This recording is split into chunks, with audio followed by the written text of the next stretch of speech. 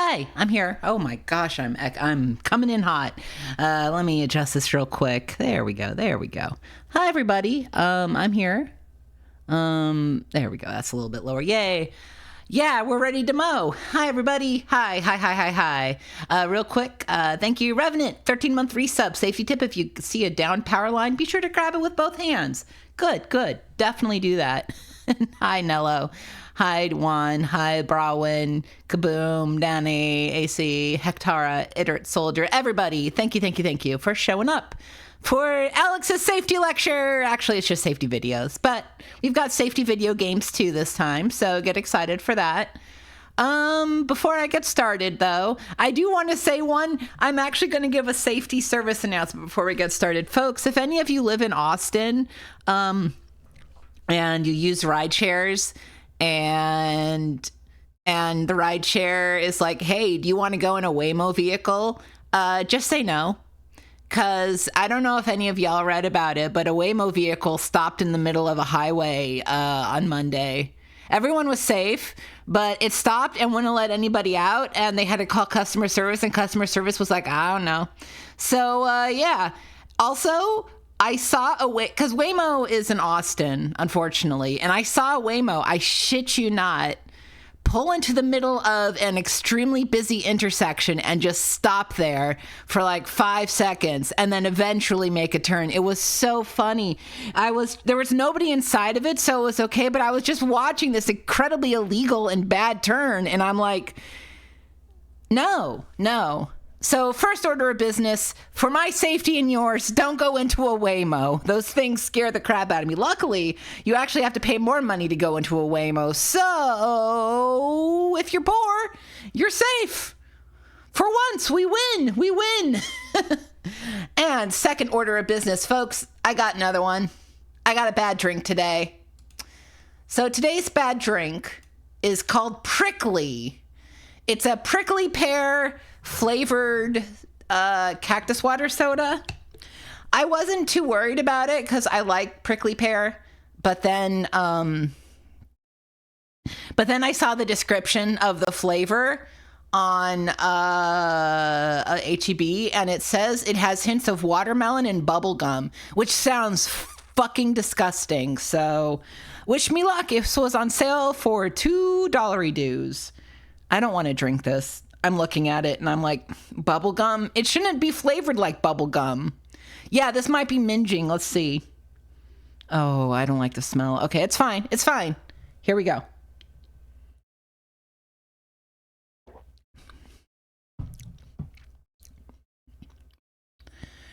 Okay. I don't know why they said it had hints of bubblegum. It doesn't. It just tastes like prickly pear. All right. Okay. So we won. Chat, today we won. It just tastes like prickly pear. Just like prickly pear. So if you like the taste of prickly pear, this isn't bad. I guess you could say that prickly pear has a bubblegum type flavor. Not really. So good. Oh my God.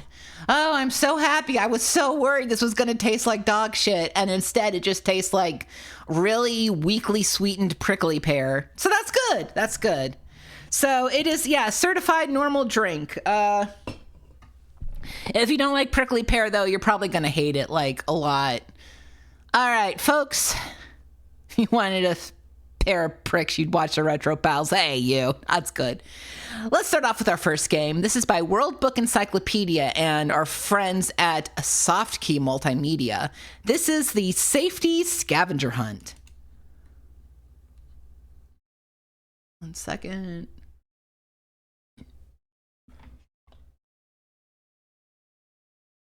And Starpress Multimedia present the Alphabet Pals in Safety Scavenger Hunt. Hi. Hi. I'm Amy. Hi. And I'm Zach. Hi, We're two Zach. of your Alphabet Pals. Welcome to our playground. The playground has lots of fun things to play with. To start with the story, click on the story page. Oh. To go right to the scavenger hunt, click on the scavenger hunt page. If you want to play one of the activities, just click on the one you like. Click and drag helps you figure out the difference between the safe and unsafe ways to do things. Magic Pointer asks Yeah, you a Monkey's question mic is and real try to pick shitty. the correct answer. Paint Bucket. It's just like having a coloring book on your computer screen. Pick-a-Pair is a matching game that challenges your memory. Anytime you want to quit, just click on the quit button. Okay. Anytime you want to skip through the talking part, just click on the skip button. Oh, thank God. And anytime you want to come back to the playground, just click on the playground button. All right. There we go. All right. It's a little loud. Let's turn that down a bit for y'all. And for me. Okay, that should be good. Again, let me know if it's too quiet, etc., etc. Let's do the story. I like the bear. Ouch, Just- Jerry! Wow, you scared me. What were you doing behind that bush? Hiding so I could jump out and surprise you, but I got poked by this stupid branch. Did you hurt yourself? No, I was lucky it didn't go through my jacket. Well, Not thank a real God. Safe place to hide, huh? If you'd hurt yourself badly, you'd have to go home and get it cleaned and bandaged up. Hey, I'm on my way to Rosie's house. We're going to have a scavenger hunt. Want to come? Sure. Let's go. Let's go. And we can click around here. These birds are doing a thing. I'm gonna click on the bear. I want a sandwich. What? Oh, okay. Pelican took my damn sandwich.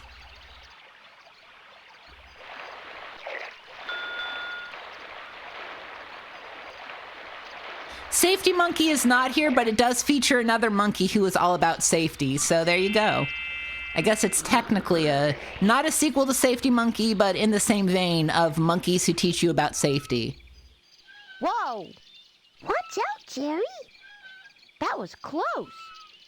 Watch where you're going, Jerry.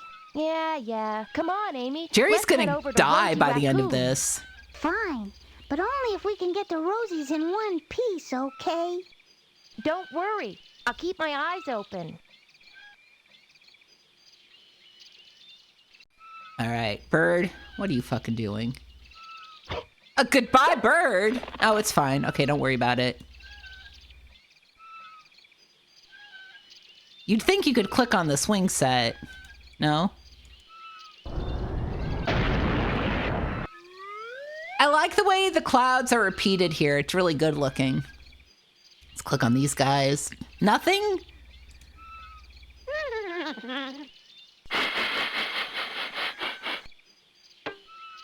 Bye. Okay. Let's go to the next place. Hi, Hey, we Jerry. arrived. Hi, Amy. Barry's here too. All set for the scavenger hunt? Yeah, let's go. How do we play? I'm going to hide a treasure in each room. The object is for you to find each treasure and put all of them together to make a big surprise. All right. What do you think the surprise is? Choose a pal to help you with the scavenger hunt. Pick me. No, pick me. Pick me. Pick me.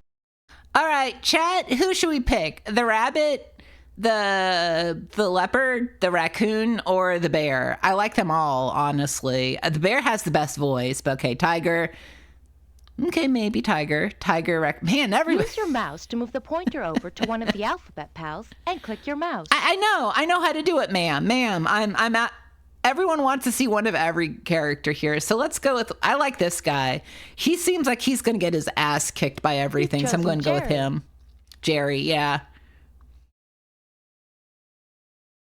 All right, and here's the Now house. choose the room where you want to start the scavenger hunt. Okay, let's start in the bathroom. Let's try the bathroom. Okay. Oh, Let's wait. make the stairway safe to climb before we go upstairs. Help me clear the stairway by clicking on all the toys with your mouse. All right, let's clear this up. We got the hog book, the teddy bear, the jester, the rocket, the soccer ball, the VW bug, and the scape. How are you putting all this shit on the stairs, kids? Cinco play. 18-month resub. Is this little computer for a race? A little Climb up the bit. stairs. Yeah, you can go up the stairs now, Jerry. Mom's just like, yeah, good job, kid. Before we start the scavenger hunt in this room, I need your help to make it safe for Jerry. Use your mouse to click on 3 dangerous things. You can't make anything safe for Jerry. He seems like he would drown in a toilet. All right, soap on the floor. Good for you! You could slip. I'll wipe up splashes and put the soap back in its dish so I don't slip and fall. You shouldn't leave the comment out like this. Thanks for catching this. Now Jerry won't touch cleaning things that could be poisonous. And last but not least, your razor. Thanks Move for it. finding this. This way Jerry won't get a nasty cut. You found all of the unsafe things in the room. Sure did. Now it's safe to hunt for the treasure. So, okay, here's the bad thing about this. You have to click around randomly and then see if you'll find an item. You're close. Now, here's the thing. They'll say getting warmer, you're close, even when you're not close. You're close. I'm not close, actually. You're close. I'm not. Oh, I was close that time. Okay. Good eye. But they'll say 5 you're more close, treasures to even go. if it's like all the way across from the, from where the object is. It's even if you're far from the object, it'll be like, oh, getting warm, you're close. Which is not true. Not true at all. Okay, we got the Now drum. choose another room. Yeah, let's go here. Let's try upstairs in the family room. You're rich enough to have a family room? Goddamn. Who is Before we he? start the scavenger hunt in this room, I need your help to make it safe for Jerry. Use your mouse to click on 3 dangerous things. The urn. He might accidentally spill grandma on the floor. No, okay. How about the treadmill? Like, I know those Peloton Use the treadmills were mouse to really move. dangerous. Good eye. I'll ask a grown-up before I try the exercise equipment. Good. You should probably move this glue so he doesn't sniff it. Great catch. I'll stay away from glue and paint because it's poisonous and will make me sick. What about this old man? He seems like he makes things dangerous for everybody. No, okay. I guess all these cords. You're smart. Now Jerry won't trip in a tangle of cords. You found all of the unsafe things in the room. Now it's safe to hunt for the treasure. That is Henry Kissinger, yes. Oh God, I hate this. So you just randomly click objects and then it'll eventually give it to you. There is no... Okay. You're close. Am I close? Am I close? You're getting warm. You're getting warm. You're getting warm. Am I getting warm? Am I?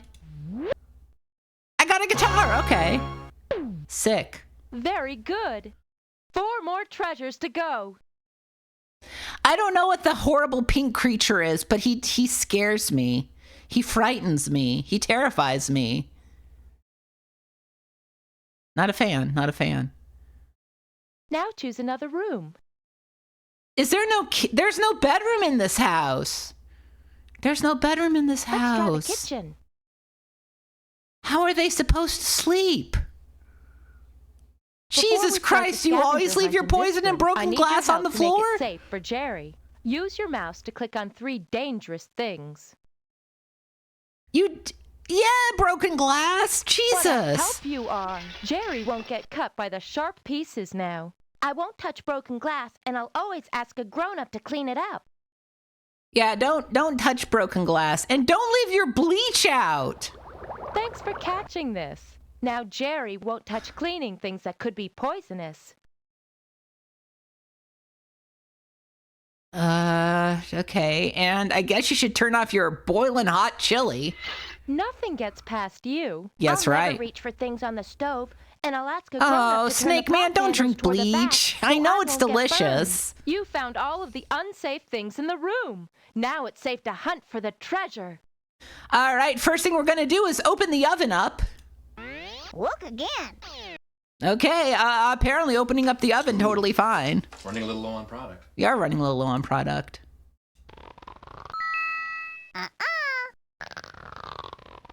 Okay. Bread? You're getting warm. Do you like the safety bug chat? Do you like him? Try again. Actually, I shouldn't gender them. I don't know what they are. They could be like an elf of some sort. You're getting warm. You know, you don't like him? Ah, I found the violin. Cool. Let's Good see. job. No. 3 Well, more treasures to go. no, okay. Not a fan of the bug freak. He's a bad kind of freak, I suppose. All right, let's go to the Now living choose room. another room. Again, your house doesn't have a bedroom, Let's try the living room. so that's not good. Before we start the scavenger hunt in this room, I need your help to make it safe for Jerry. Use your mouse to click on 3 dangerous things. Well, first thing you need to do is remove the noose. You're smart. This way, Jerry won't get tangled up and choke. Jesus. To be fair, though, kids can really choke on those window cords. So if you got kids, be like legit, like tie it up so they can't get into it. Anyways, Use your mouse to move the pointer I know, over ma'am. to something in the room that you think is unsafe. ma'am, Then have you heard click of your streaming? mouse. No, okay. I think these are nails. That's No, they're right. matches. Okay. I'll never touch matches or lighters so I won't burn myself or start a fire. Candle? I don't know what else is dangerous here. The chairs? Use your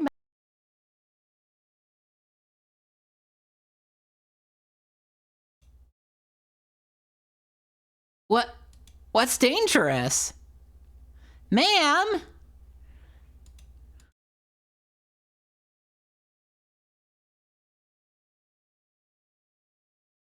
The windows? The curtain? What?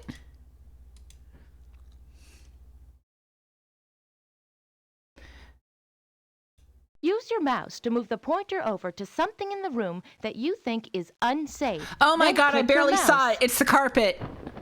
You The have a carpet was good wrinkled. eye. Now Jerry won't trip and fall. You found all of the unsafe things in the room. Now it's safe Not to the hunt for candle, you'd treasure. think. All right. You're getting warm. Go away, bug. You're getting warm. Yeah. How about the chair? You're close. Look again.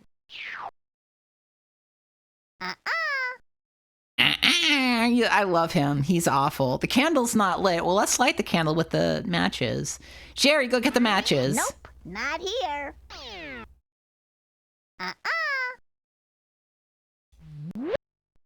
An accordion? Don't let the kids play accordion. You're going to get a found it. headache. 2 more treasures to go. I like Jerry because he's kind of a raucous dipshit. I like that. I like that he looks like sassy the entire time.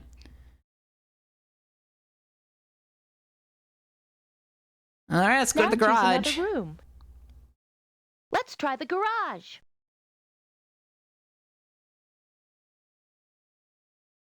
Before we start the scavenger hunt in this room, I need your help to make it safe for Jerry. Use your mouse to click on 3 dangerous things. Well, the first thing I see is a chainsaw. How helpful you are. Now Jerry won't get cut by the sharp gardening tools.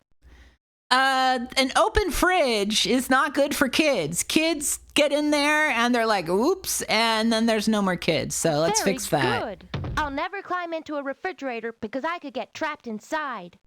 Jerry's right. Be very careful with that, kids. And the hose. And the hose. And the hose?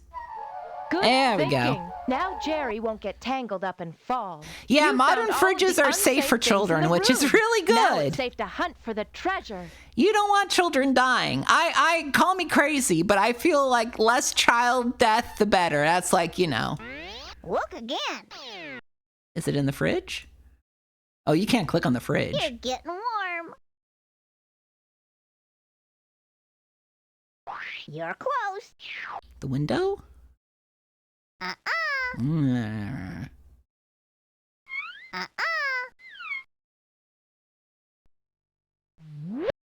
It's... Oh, God, what? You got it. Only 1 more treasure to go. Got what? Got what? He just randomly say you're close when you're on the other side of the room. I'm not kidding. The little hints do not work. It was a trumpet. Now choose another the trumpet. Let's go to the basement. Try the basement. Got the air guitar. Before we start the scavenger hunt in this room, I need your help to make it safe for Jerry. Use your mouse to click on 3 dangerous things. I'm just gonna leave my spilled nails here. Fuck it. Look at that. That's disgusting. Good catch. I'll always wear shoes in the basement. If I get cut or poked by something rusty, I'll tell a grown-up right away. All right. Your stairs are fucked. I don't know how you're gonna fix them quickly. Right you are. Now Jerry won't take a tumble. Oh yeah, and kids can get stuck in dryers, so shut the dryer. Call. Jerry won't get trapped in the dryer now. You found all of the unsafe things in the room. Now it's safe to hunt for the treasure. Nope, not here. Is it in the poisonous chemicals up here? You're close. No, I'm not. It's in the golf clubs. You're getting warm. The amateur train set? Try again. Okay. This. Try again. God, I hate him. Uh-uh. The washer. You're close. The clothing? Nope, not here. You. Uh-uh. You're close. You're close. The electrical box? I don't think kids should search You're there. close. The stairs? You're getting warm. Jesus Christ. Okay, I don't know where it is, so I'm just gonna... How about the electrical outlet? You're close. No. You're close. Not the washer. Try again. Not the dryer. Not the clothing. Nope, not here. Yeah. You're getting warm. Not that. You're close. Do I have to click on... I have to click on each individual You're getting box. warm. Okay. What about this one? You're getting warm. No, I'm not. I'm not getting warm at all. The bucket? Not the bucket. Not the red thing. Try again. Not the blue thing. You're getting Yeah. warm. How about the yellow thing? You're close. Okay. You're close. Am I close? Try again. Okay, I'm going to try each individual drawer. This drawer. Try again. This drawer. You're close. No, I'm not. This. Okay. What about the second one? Try again. I'm going to kill this bug. Stairs. Try again. Stairs. You're close. Try again. The space under the stairs. Oh my God, are you kidding me? All right. I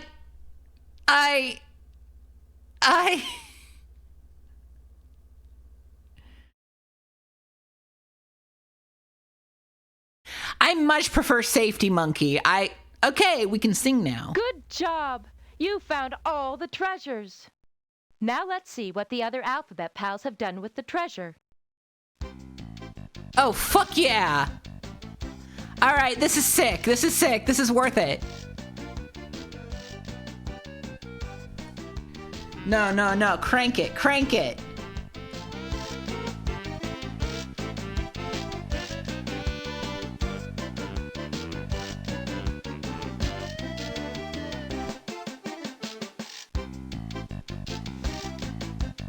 No, this is just gonna play. Yeah, let go. This is like the best jazz I've heard in a long time. Yeah, I love the moose.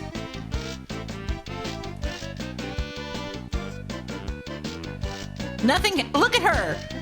She's get down. Get fucking down. Anyways, they just do that.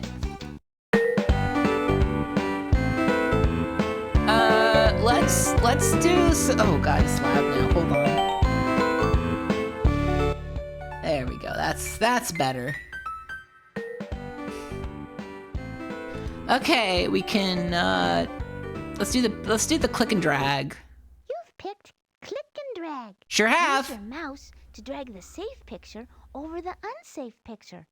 Be sure to hold down the mouse button while you are dragging the safe card. All right, let's go. All right, see how that says keep away from children? That's fucked. So we're gonna move. We're gonna maybe we should give that to the child. Oops, that's not it. Okay, I guess I have to go over the matching one. So yeah, first of all, let's get rid of the chemicals. Good eye. It's unsafe to touch or use things under the sink. All right, you get a gold star. Thanks. 3 more to go. And we gotta plug in the toaster. Good eye. Kitchen appliances can be dangerous, so keep away from them. That's right. 2 down and 2 to go. All right, you shouldn't have a stepladder out for a child to use and fall and like break their brain. Very good. Don't play near or climb ladders. Head for jungle gyms instead. You're good at this. You just need 1 more. All right, and now we're gonna keep this away from children. Kids, don't play in plastic bags. Good eye. It's unsafe to play with plastic dry cleaning bags. All right, you got all the stars.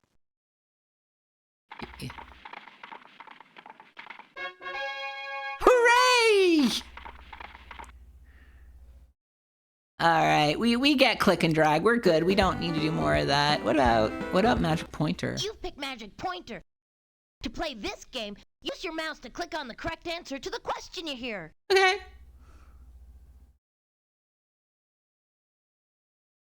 Yeah. Which picture shows Amy under the table? This one. Good job! Cool clown. Which banana? That one's smaller. Hooray! Speed Which run. baseball? I like the hobo Which clown. picture shows Gary Goose off the beach towel? Gary looks like he's died. Gary, are you okay? Which instrument is in the... Hooray!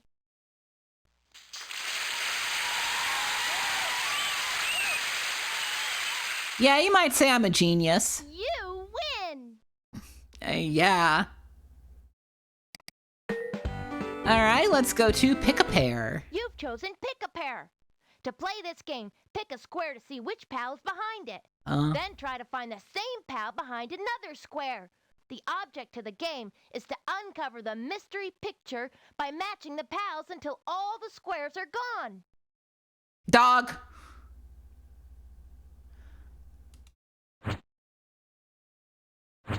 Oops, that's not the right square. Try again. All right, we got Amy. All right. I love Jerry, but no, that's the moose again. Try Fuck. another square. Fuck. Got the moose. No, I didn't mean to.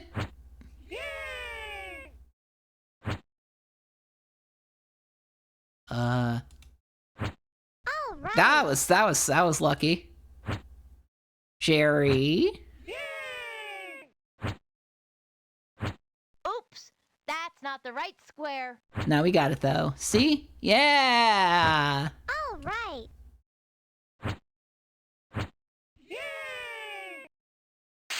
I like this raccoon. I like the clown too. I do like the raccoon. That's me on my days off.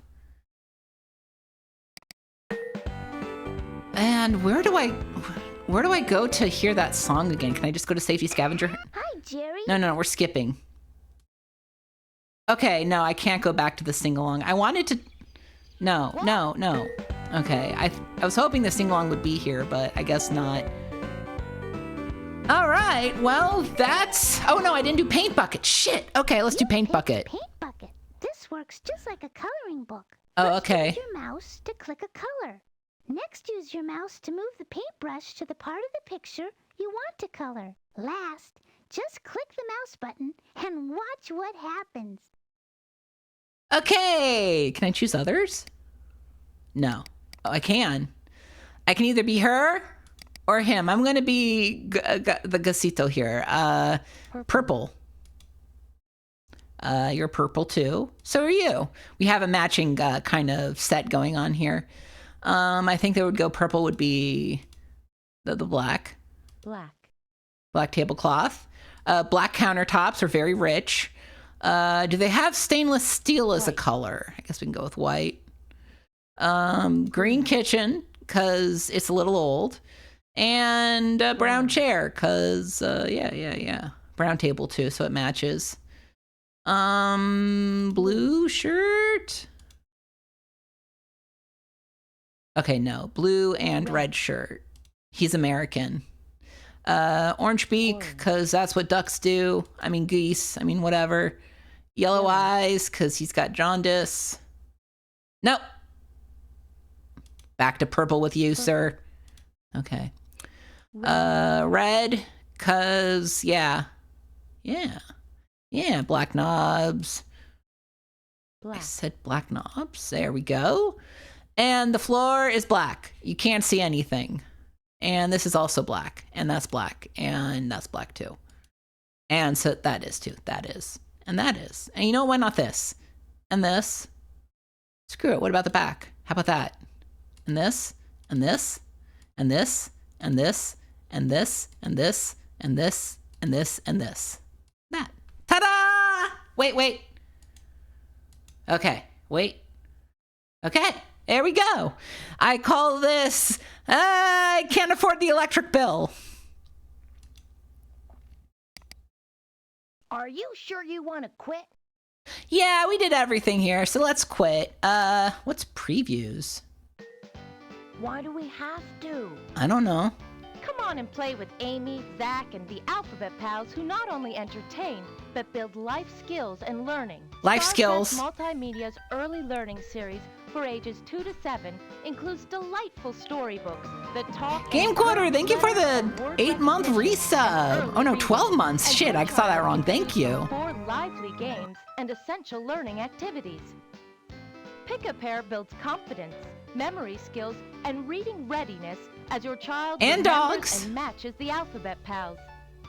And Magic Pointer uses playful puzzles to reinforce shapes, sizes, and spatial relationships.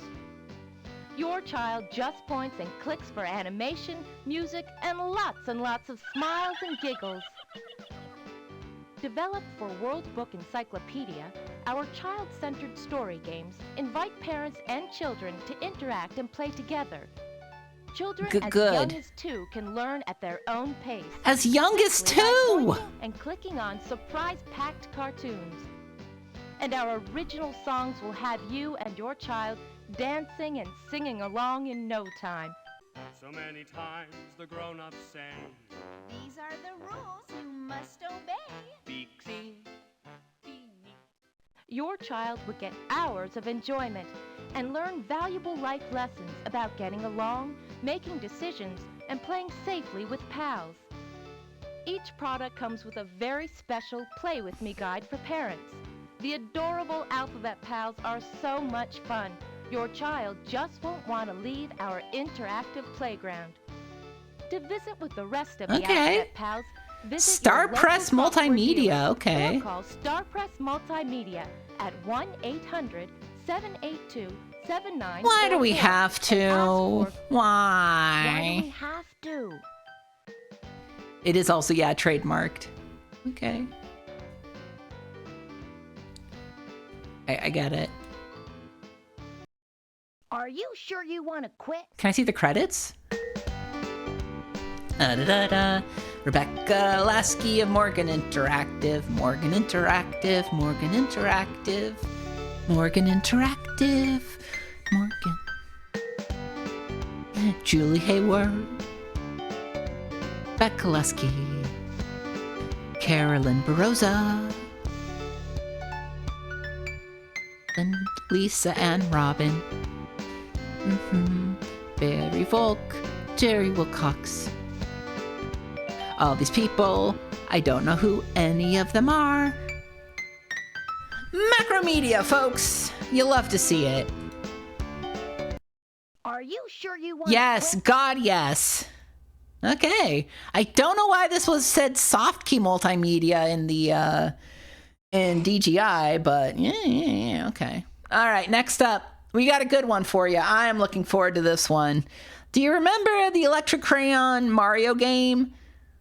Well, guess what? They made an Electric Crayon with Inspector Gadget, and they made it all about safety.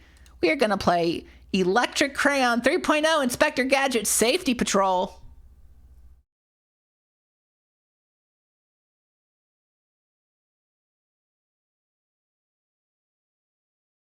Uh-huh. Give it a second. Please be bigger. Okay, it's just going to be really small. It's fine. Nothing wrong with small games. Nothing wrong with small games. Anyways, he's dying. First thing you see is Inspector Gadget being killed. So that's not good. All right. First of all, I don't want to... There's over 30 or 40 images in here. I'm not going to be able to go through them all, but I want to go through quite a few of them. So let me color a few things. That's obviously yellow. Inspector Gadget is famously green. Yeah, he's green because his flesh is necrotic from being electrocuted, which damn shame. Anyways, you want to see him being electrocuted? Let's electrocute him again. Yeah, that's what happens. Anyways, he's also come with big, long screeds. Look what happened to Inspector Gadget. He's not following a very important safety rule. Don't play with electrical plugs and don't put anything, especially your fingers, into a socket. Be safe around electrical items by remembering some additional safety tips. First of all, don't play with electrical appliances. They are not toys. Also, make sure your hands are dry and you're not standing in water before plugging something into a socket or turning an electric switch on or off. And if you are outside and see a down power line, stay away. You can be electrocuted if you touch it. Okay. What does Mix do? Oh yeah, Mix does a lot of weird color stuff. Electric Crayon is actually a really interesting coloring program in the variety of like colors and stuff you get in it, but overall, yeah. Accident prevention. Looks like he's fucking up here. Okay, there's a lot of these. Accidents happen when you are not careful. Inspector Gadget is learning this lesson the hard way because somebody did not put his or her toys away after playing with them. Accidents can take place at home, at school, at the park, or on vacation. They can happen when you are playing with friends or by yourself, or when you are helping mom or dad with chores around the house, or when you are at the store with mom or dad. No matter where you are, always be careful, especially if you see the word danger.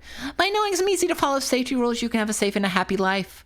Knowing safety rules may also help you to save another person's life someday, so be prepared. Anyways, wall's green. That's green. I'm just going to mix this all as green. Delicious, delicious green colors. He's green. And the skateboard, green.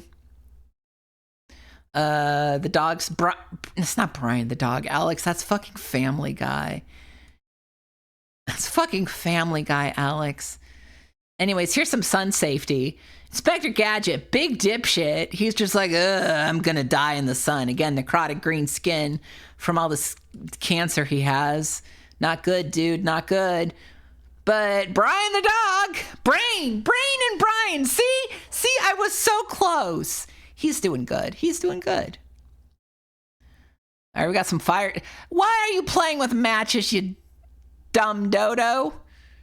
Let's see what happens when we mix some pink. All right, this is going to be all pink colored. There we go. Why would you play with matches, you dipshit? Why would you do that? Why would you do that? Like, what are you doing? You're just like... I want to see fire. Are you stupid? You can see fire on the stove. You don't need matches to see fire.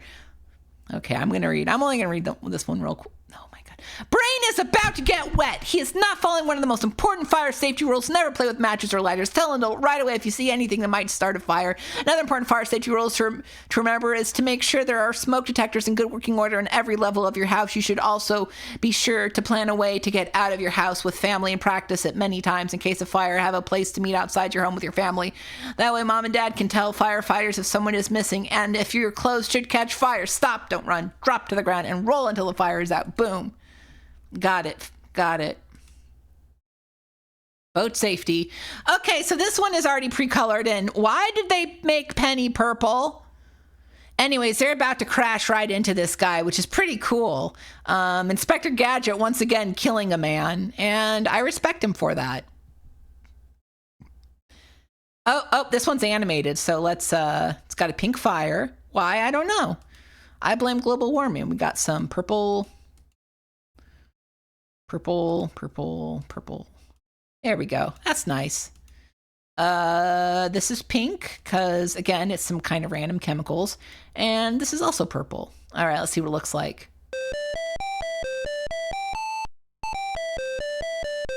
All right, folks. If you're going camping, put out the fire safely. Smokey the Bear can tell you how to do that. Oh, we got... Jesus Christ. Okay, so here's the problem. That's on fire. He's chopping with an electric razor, and he's going to chop his finger right off. Also, the stove is on fire. He's a fucking idiot. I'm sorry, Brain. Brain, you're not living up to your name with what you're doing here. This is fucking awful. Cover your mouth. Okay, now Penny's fucking up, and okay, so he's covering her mouth. That's fair. I like the circle behind her. I'm gonna color that. Yeah, I like the beautiful green circle. Penny, you dipshit.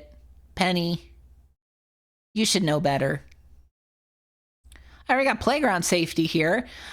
There's broken glass at the playground. Bright green. Someone's Modelo is here. You need to get it. There's also a stick over here as well, and that's not good. So the sun is here. I don't know what the sun is up about.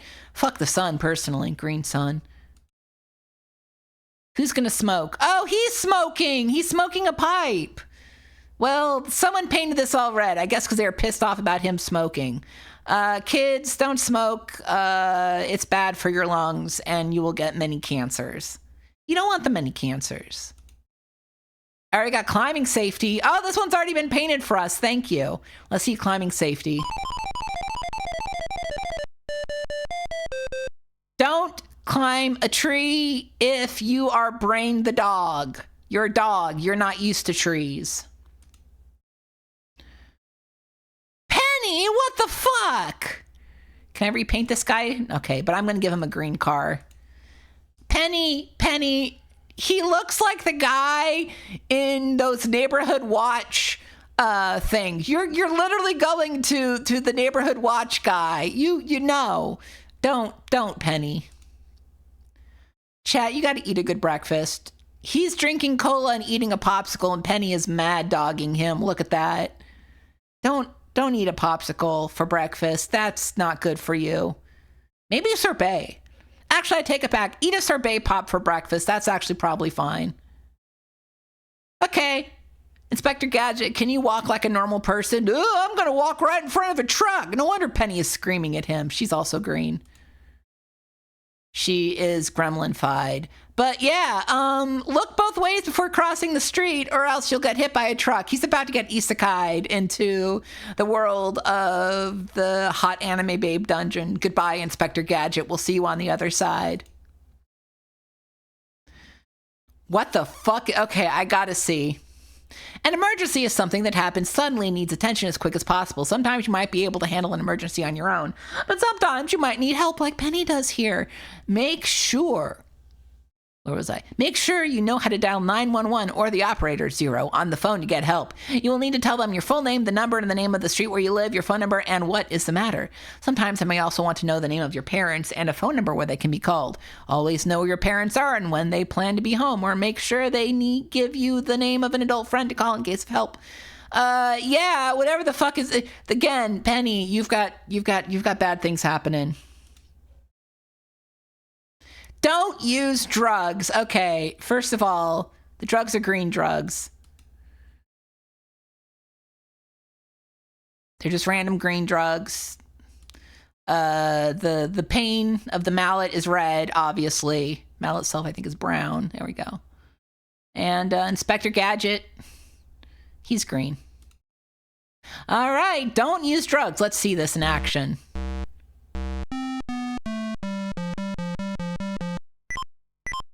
But also, why are you trying to sell Penny Xanax? Like, what does she need with any of this? She's like 10?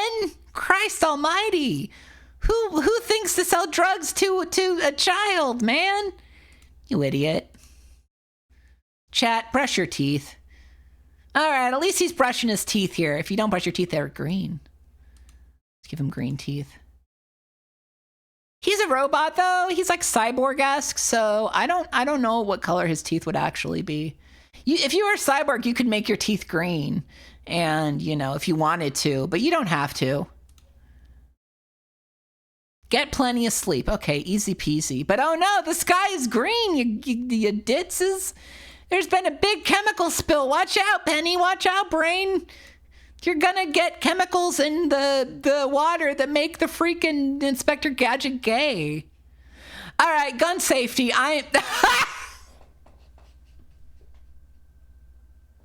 Gadget. Gadget. Gadget.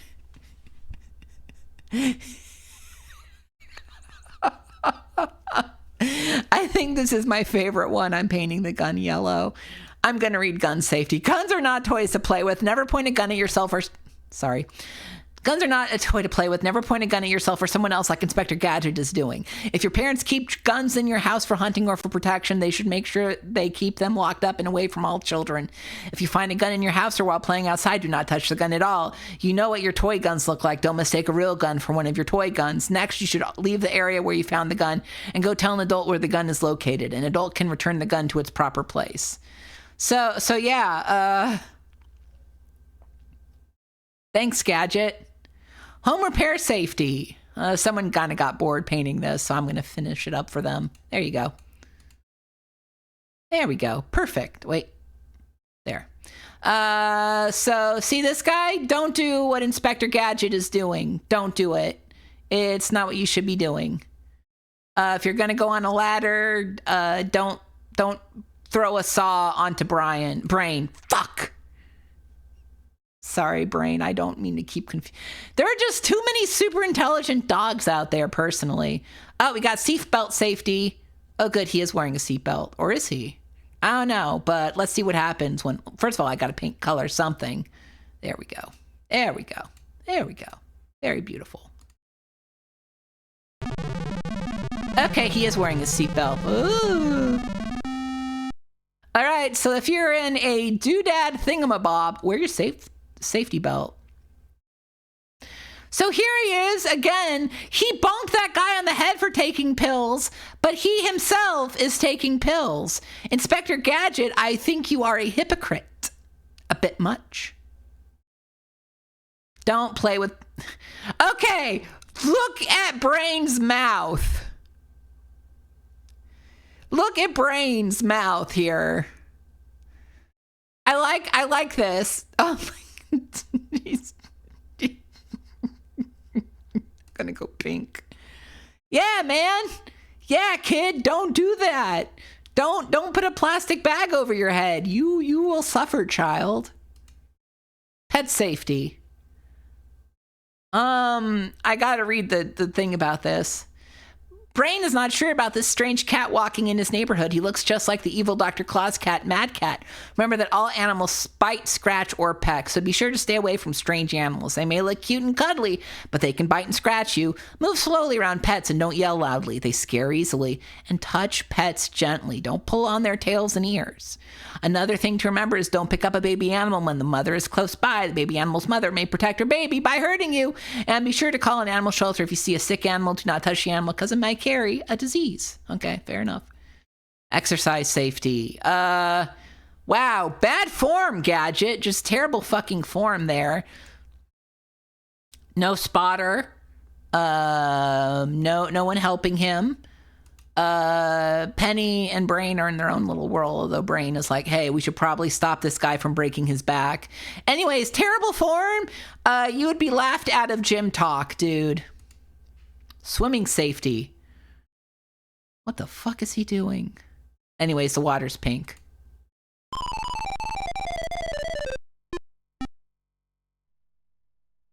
Hey, guys? Chat, I think he drowned, but he's wearing an inner tube. He died. He died. Penny is an orphan now. Hi, Scarlet Swordfish. You want to see Inspector Gadget drown? There he goes. poison safety. If someone offers you poison, just say no. Why the fuck is she being offered poison is the question. Why is she being offered poison? Why is she being offered poison? Who is offering her poison? Penny knows better than to take a bottle of poison. Oh, no shit. Poisons are things that can make you very sick. Many things in your house or garage have poisons in them. Items like cleaning fluid, gasoline, aspirin, mothballs, and even shampoos can hurt you if you swallow them. Some plants in your yard may be poisonous too. Never put anything strange into your mouth until you ask your parents about it, even if it does look or smell good. Tell mom and dad to put poison things in locked cabinets or on high shelves where little children can't reach them. Call a doctor, poison control center, emergency phone right away if you think someone you know has drunk or eaten poison. Done. Don't hitchhike. Look, brain needs to go somewhere. But Penny, anyways, it's the yellow brick road. Beautiful. Never hitchhike in Oz, folks. Penny. Yeah, just don't hitchhike. Bicycle safety. All right, he's doing it normally. He's making the left turn signal in front of the really ugly vehicle. Very good, very good. I don't know how to ride a bike. I can't balance, unfortunately, due to my brain. But he's doing good. He's doing the signals. You should be doing that so you don't get hit. But the problem is most drivers don't know what the signals mean, so why bother? Storm safety. If you see a tornado, don't fucking look at it. They should. I don't know why they're hiding behind the couch. They should actually be in a room without windows. This is actually real stupid of them. This is poor storm safety, sir. Very poor storm safety. Absolute dog shit storm safety on everyone's part here. Everyone's gonna die from the twister, and it's all Inspector Gadget's fault because he's the proper adult. Yeah, you need to be in a central room. Bad advice. Oh man, that's not a lot of animation in this one. I was hoping there'd be more animation, but there's really not. But that's the safety patrol. That's not what it's called. Actually, it is called Safety Patrol. Never mind. That's Inspector Gadget's Safety Patrol. I think that's pretty good. We learned a lot. We learned not to hitchhike. We learned not to accept poison, debunk drug dealers on the head, and I need to go back to my favorite one. Hold on. I need to show everyone who may have missed it the best thing you can ever see. Wait, did I animate the right? No, that wasn't the thing. I got to show you. Hold on. Everybody, you got to look at gun safety. Hold on. We're going to gun safety. Hold on. Here we go. Chat. As we head to intermission, consider this, won't you? Won't you? Folks, I'm going to be back in about 10 minutes. Intermission is more of your pal and mine, the Juice Man. Just to be real with you, the Juice Man is giving a lot of extremely bad health advice and a lot of extremely false information about food. Don't believe the Juice Man's lies, folks. Don't believe the Juice Man's lies. All right, see y'all in about, see y'all in about 10 minutes.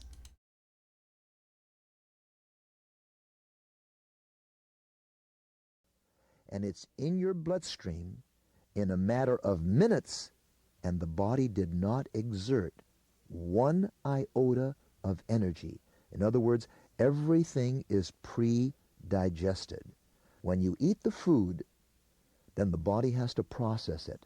And all the body is doing, chewed adequately enough, at least 20 to 30 bites every mouthful of vegetation. Now the body has to, with peristaltic action, break everything down. And believe it or not, when your body is digesting food, your body is nothing more or less than a juice extractor. The whole premise behind digestion is to separate the juice from the fiber. And I'll bet you that no one's ever mentioned that to you before.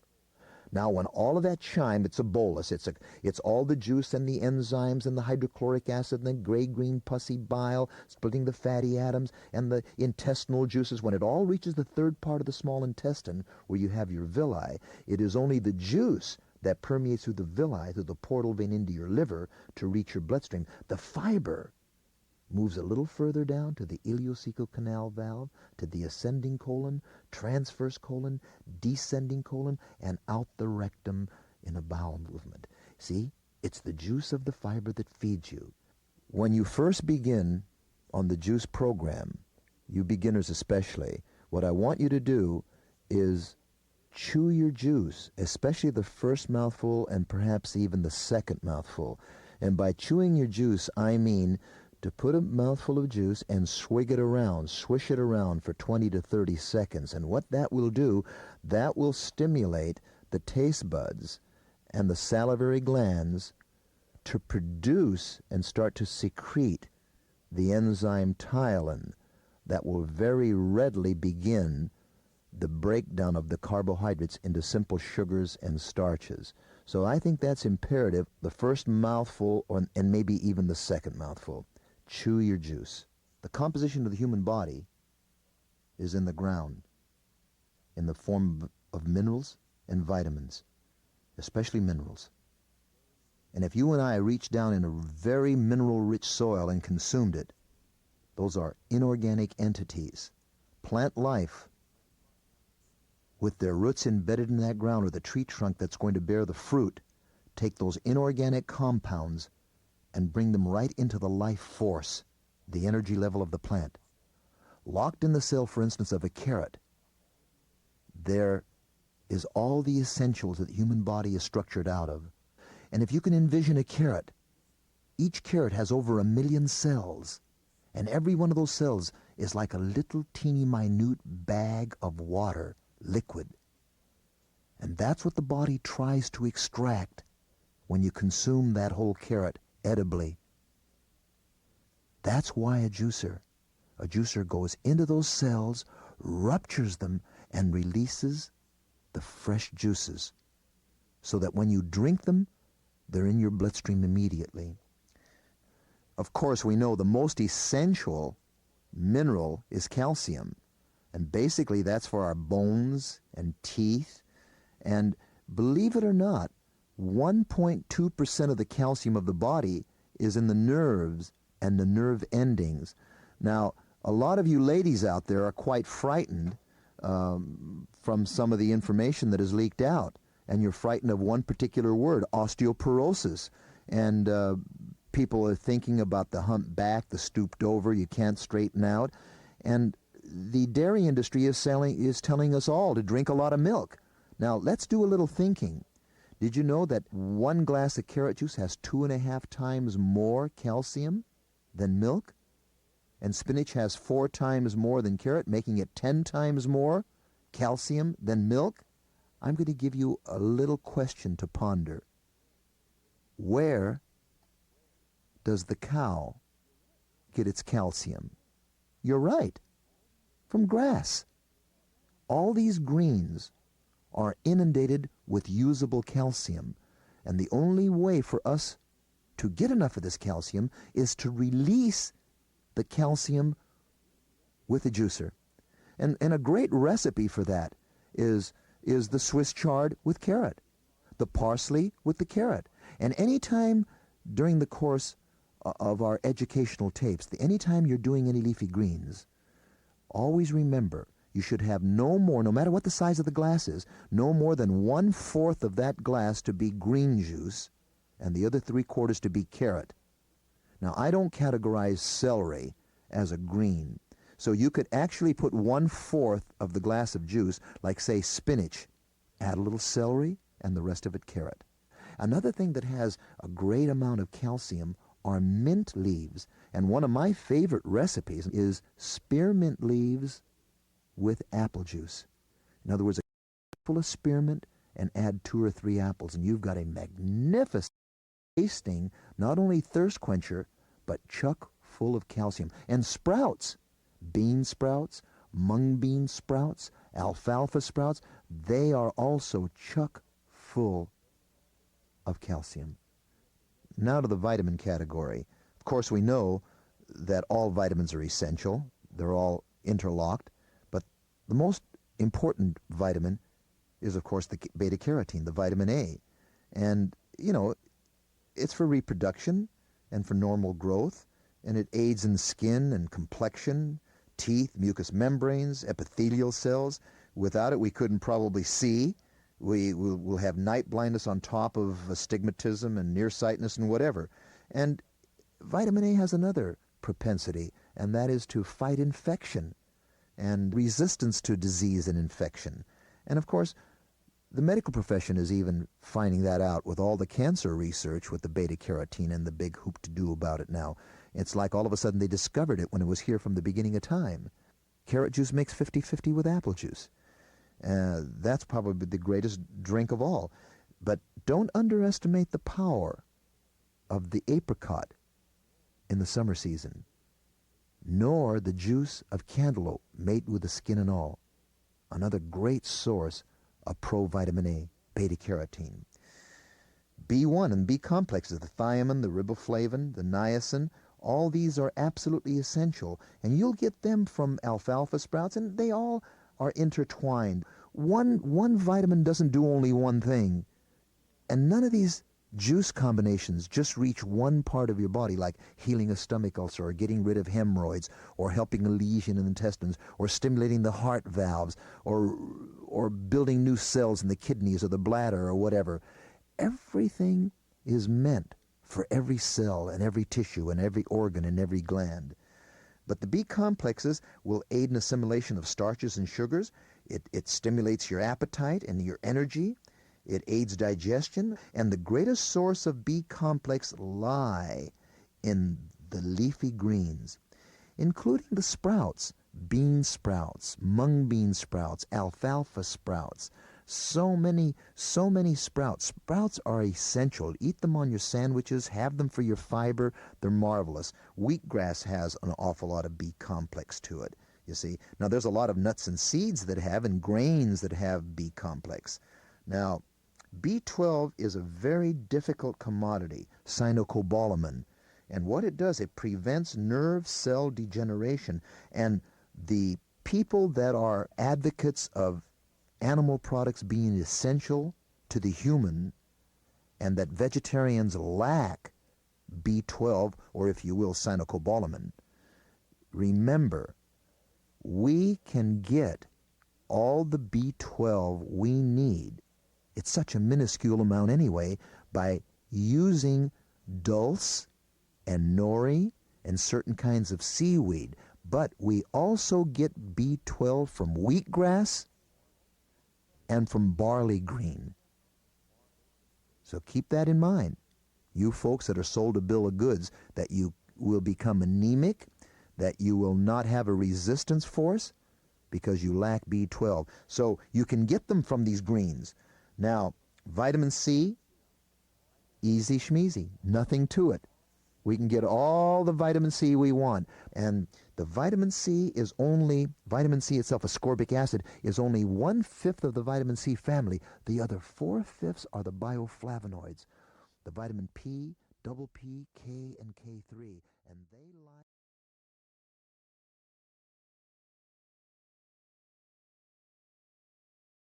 All right. I was in the bathroom for some of that, but it looks like y'all learned all about colons. That's cool.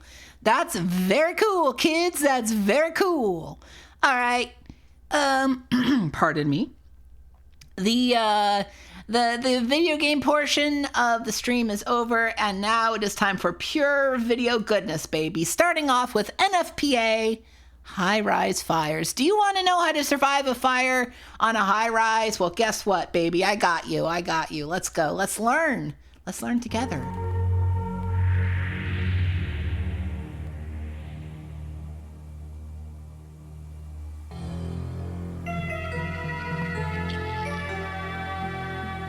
American cities cluster around buildings like these.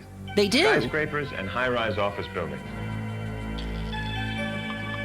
During the day, there may be thousands of people inside, working, visiting, providing services, engaging in Always business love providing activities of all services. kinds. For about 8 hours a day, 5 days a week, these buildings are home.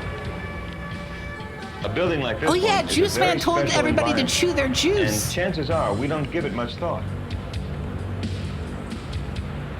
We're not likely to think much about the building itself, how it's built, how it works, or how it might operate when something goes wrong, like in a fire emergency. That's what we need to find out.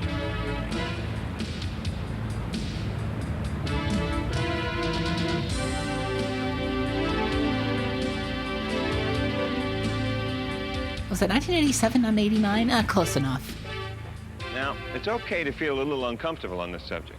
And it's perfectly natural, considering what we've seen in the movies and on TV about fires in high-rise buildings. Yeah, scary But stuff. I'm not here to frighten you. Towering or to make you Inferno, nervous about folks. something that's unlikely to happen. I've still got And that's the Towering good news. Inferno The mania. record of fire safety in these buildings is remarkably good, especially if the building has a sprinkler system.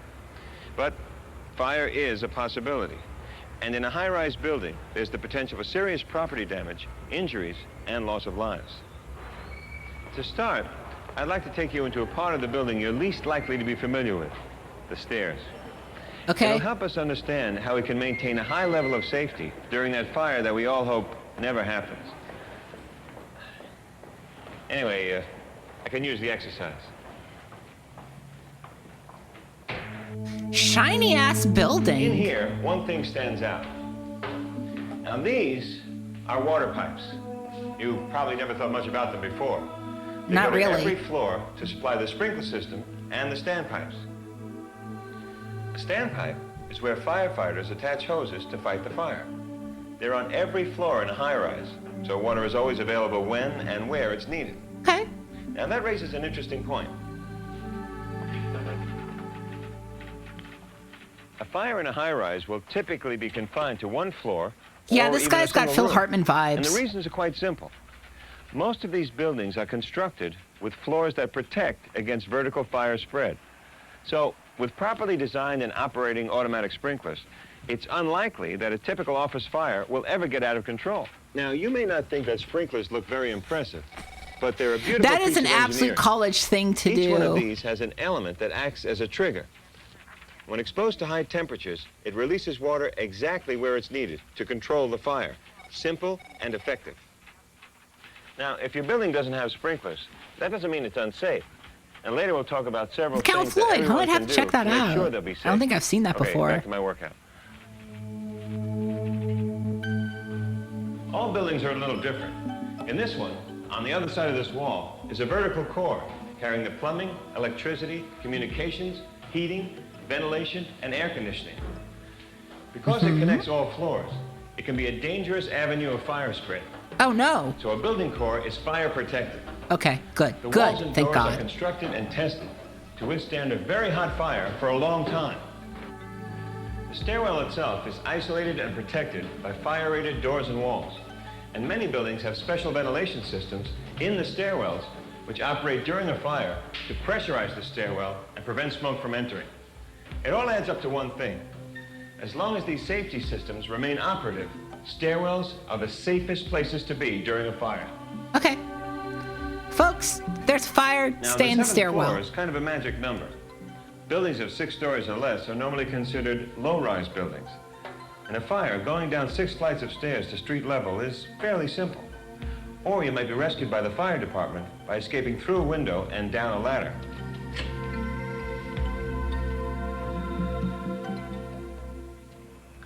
Above the 7th floor, we're beyond the reach of most fire department ladders.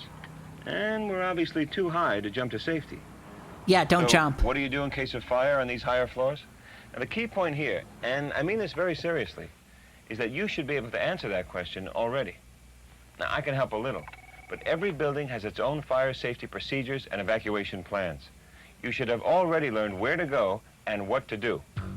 Johnny, businessman, you should know this. The building you work in probably has a fire safety team composed of a safety director, floor wardens, people to assist workers with disabilities, and A others. downloadable book called Men At a Against minimum, Fire. every I love building should be that. conducting regular fire drills, and all employees should know their evacuation routes. If you feel you're missing something here, do you have cause for concern? You bet. And it's up to you to do something about it. Oh, Fire safety is okay. a matter of individual responsibility. Oh, I see. Yeah, fire's not a shared responsibility. You're totally right, dude. I mean, let's face it, we're not all in great shape. So, I think it's unreasonable to expect everybody in your office to go up and down more than a few flights if it's not really necessary. Tell you what, let's go up one more flight, do a little research. He's gassed. Now, when you're evacuating the building, you're not going to be alone, and it's going to take some time. Let's do some calculations. Yeah, no, he's legit gassed. Thanks. Okay, a reasonable pace would be going down about 2 stairs every second. 1,001, 1,002. And we've got 18 stairs per floor, and then add a second for every landing between floors. So at best, we're talking about 10 seconds for every floor you go down, from the 16th floor to the street. And that's 160 seconds, or 2 minutes, 40 seconds. Now, from 32 floors, it's more like 5.5 minutes. 5 minutes of going downstairs? Floors, no. Well, you get the idea. And that's without stopping for a rest or slowing down once you get tired. Thanks a lot. Yeah. Now, even if you're in great shape, it's a challenge. And here's something else to consider. You will have lots of company. I got a quick count of everybody on this floor. You're going to have lots of other employees in that shitty stairwell with you. In the sales department, another 50. Now, I could do this one in my head. That's 100 people. Multiplied by 46 floors, that's 4,600 people. And if they're all using the stairwell at the same time, it's going to get pretty gummed up on the lower floors. Mm-hmm. In fact, you should figure 40 minutes or more for everybody to get downstairs and out onto the street. Jesus That's Christ. That's a long time. Still, it's not too long a time. In most cases where you have a serious fire, you will evacuate the building using one of these stairwells. Remember, these doors are fire rated for up to 90 minutes, enough time to get everyone safely past the fire floor. And please note also the location of this, what we call a pull station. In fact, if it's not a serious fire, you may not have to leave the building. Let's say that a fire broke out on this floor, right in this room. God, he does look like a Murder, She Wrote guy. A careless smoker dumped a hot ashtray, something like that. Idiot! Fool! So don't do pulls the that! alarm, like the one we just saw. Or it's picked up by one of these smoke detectors, or one of our trusty sprinklers goes off. In each of these cases, the alarm sounds and sends a signal to the building's fire command center, where the building evacuation will be coordinated. Yeah, it's all coordinated evacuation. Only on the fire floor and the 2 floors above and below it. It's just not necessary for the entire building to respond to the initial alarm. It's very likely that the fire will be quickly extinguished at its source, in which case there's no real need to evacuate beyond the immediate area of the fire. Any alarm means take action. People on the affected floors respond according to their plan, as they've practiced in drills. These response plans differ.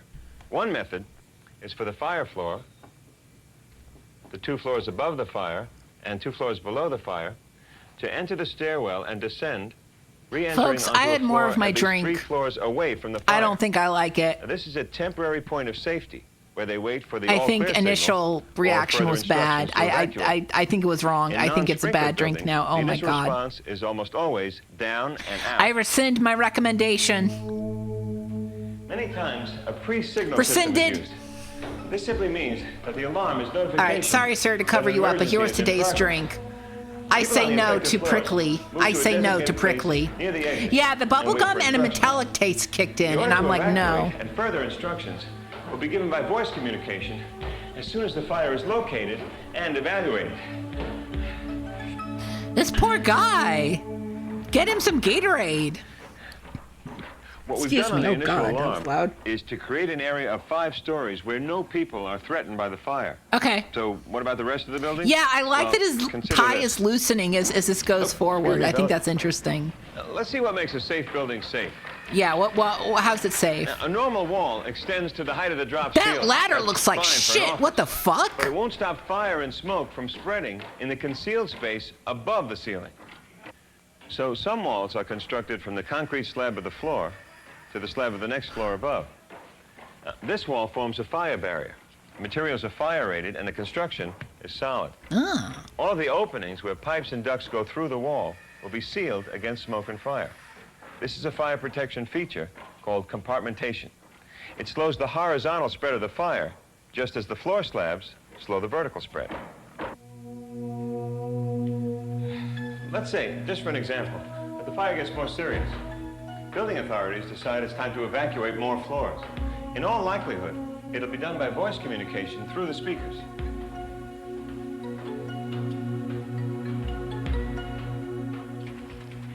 People on the fire floor and the 2 floors above and below are already responding. And now, 2 more floors above and below the fire floor will begin moving. At this point, the instructions may be for those floors to evacuate the building. Go to the stairwell, that's the evacuation route in your fire plan. Go down and out.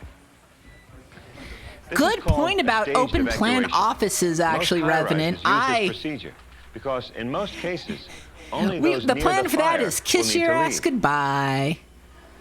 You hear a lot about not using elevators during a fire. Yes, you see do. reminders on every elevator. And there are a number of reasons for this. But the simplest one to remember is that the elevators just aren't available. When the fire alarm is sounded, the elevators are automatically called to the first floor, so they can be used by firefighters and other emergency personnel. They can only be operated by a key. Don't consider using them. Use the stairs instead. That's what they're here for.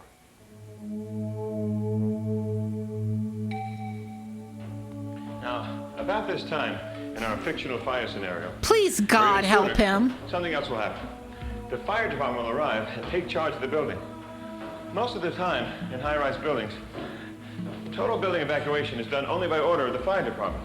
At that point, all occupants will enter the stairwells, move down, outside, and away from the building. Looking at this building, you may be thinking it doesn't look very combustible. It's made of steel, glass, marble, concrete, fire-resistant materials. And every fire needs a good load of fuel to get going, right? 30 stories? Not What's much to wrong burn with here. this thing? It's against fire codes to have any combustible materials in the stairwells. The door's closed. It's going to be safe. We've talked a lot Help about him! stairwells as special fire-protected areas. It's very important to keep these doors closed. If they're open, the stairwell can completely fill with smoke in only a few minutes. And in a fire, this is where all the people will be. Not a pleasant thought. No, not at all. Many buildings Terrifying. have a device that automatically unlocks the stairwell doors when the alarm goes off, so people can get back in when they have to. In others, every 4th or 5th level is always unlocked to allow re-entry. Find out what your building system is, and don't defeat the plan by wedging open these doors for any reason.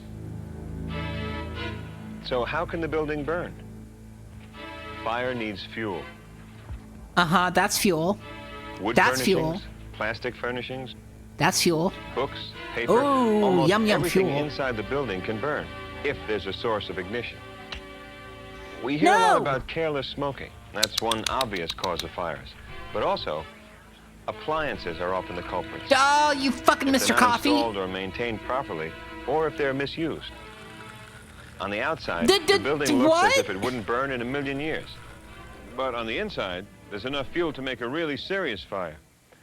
And within a few minutes, raise the temperature in this room from about 70 degrees to about 1,400 degrees. Pretty hot and pretty deadly.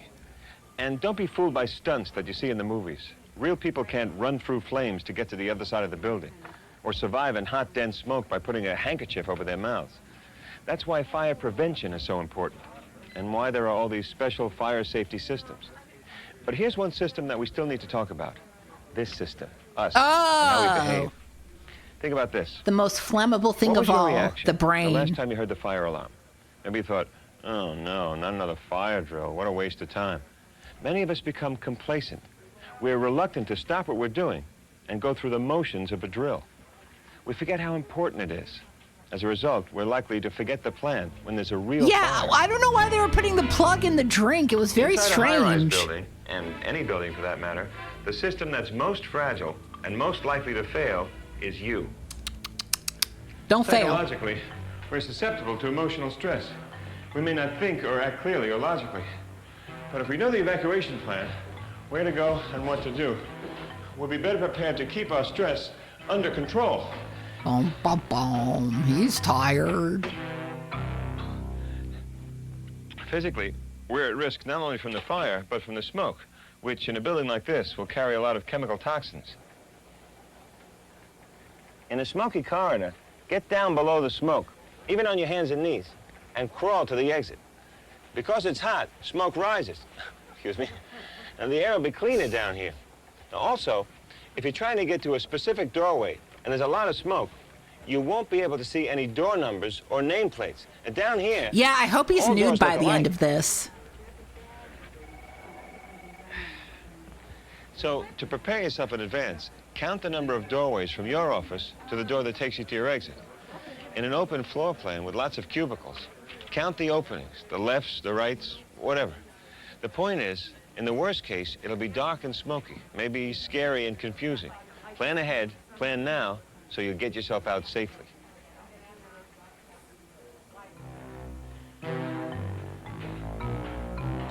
This music. Well, I made it. Now there's just one more important piece of business. Is he gonna jump off the roof? Sorry, that's not nice. He probably won't. Take it off! Don't put it back on! I'd be joined by several other guest stars, and this would be the final scene. The fire department helicopters would circle overhead, and they'd come down, lower their ladders, and we'd all be heroically whisked off to safety. The problem is, real life is a little different. If there's a bad fire, the rooftop could be obscured by smoke. And the hot air from the fire could create too much turbulence for the helicopters. You're getting too close to the edge, dude. You're scaring Even me. on a normal day, it's windy enough up here to be dangerous. Rooftop evacuations look good in the movies, pretty dangerous in real life. But don't worry. Knowing what you know now, you won't even consider coming up here, right? No. We've seen it top to bottom. Please move back We've talked behind the about what you barrier. You're should and scaring shouldn't me. do. Let's go through a drill where everything goes right. You work down there on the 29th floor, the fire floor, and you hear the alarm go off. The command center shows the alarm locations. Hi, this is security at 35 Main Street. We've been alarmed on the 29th floor on the east wing. We've just had the Command center calls the fire department. Standing by the elevators to take you up. People on the 29th floor are told to evacuate. Goodbye. Similar instructions are sent to the 27th, 28th, 30th, and 31st floors, directly below and above the fire. Other floors will stay in place until further instructions. Okay. The floor wardens on the floors above and below the fire floor report to the command center that they see no sign of fire or smoke on their floor. The command center decides that a complete building evacuation is not yet desirable or necessary. While the report is being verified, occupants on other floors should await further instructions. Meanwhile, firefighting equipment and personnel arrive on the scene. We've already had the engineers up there. They confirm we have a fire in the storage room. On your floor, the 29th, your floor warden coordinates with the room monitors to check every room and cubicle on the floor. A room-by-room search to make sure everyone's getting out quickly. Others have been assigned to assist those with disabilities or special needs. People with disabilities sometimes have a different evacuation plan. That's true. They call for them to report to a designated staging area where special assistance in evacuating will be provided. In a few minutes, the fire is suppressed by sprinklers. The firefighters make sure it's out and won't flare up again. No So one how is do you think hurt, the fire was and caused? damage is minimal. In the best of all possible I want to worlds, say that's someone how it lighting a works. file on fire. Correction. In the best of all possible worlds, there is no fire. Which means I can safely use the elevator. Terra firma.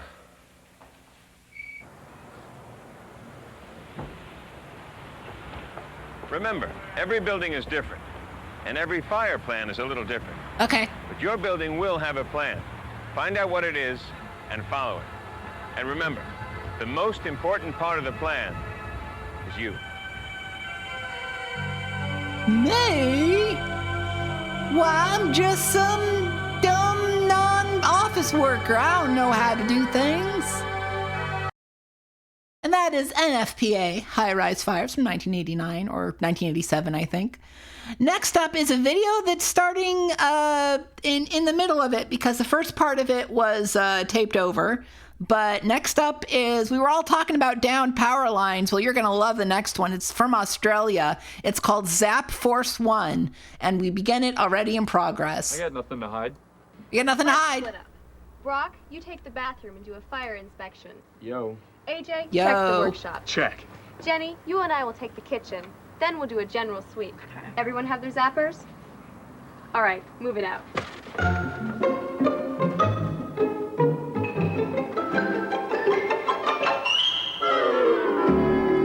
Already in love. Already in love.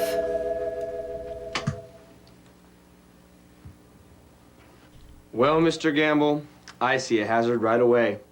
No ground fault circuit interrupter. Fuck! If you were to drop an electrical appliance such as a hairdryer into the water, having it plugged into a GFCI could save your life. I've been meaning to install one, but I've been so busy. Well, now there's an easy way to do it.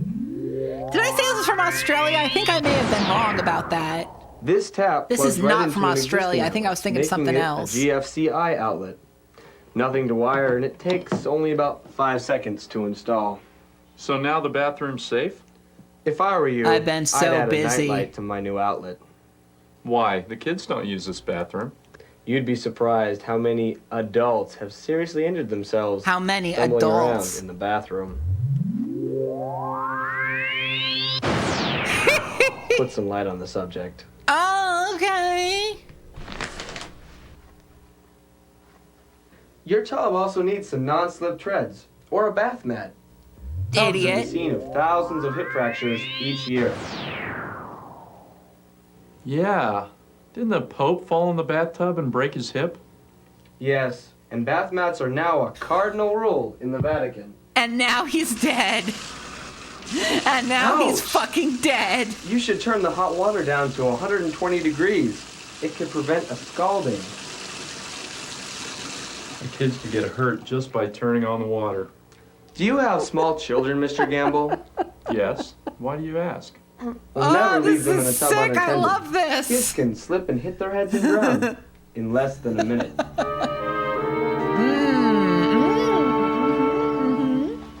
Look, Mr. Gamble left a pot boiling on the stove. Fucking The handle idiot. turned outward. If he bumped into that handle, He'd be wearing hot pants. He'd need constructive surgery. well, at least he's got a fire extinguisher. But it's covered with dust. He probably hasn't tested it in years. It's not even the right kind. Kitchen extinguishers must be ABC rated. They will not put out grease fires. Mm-hmm. Did you realize that spattering grease is one of the major causes of blindness? Why aren't you Miss Facts and Figures today? Come on, Fun. let's check under the sink. Okay. Okay.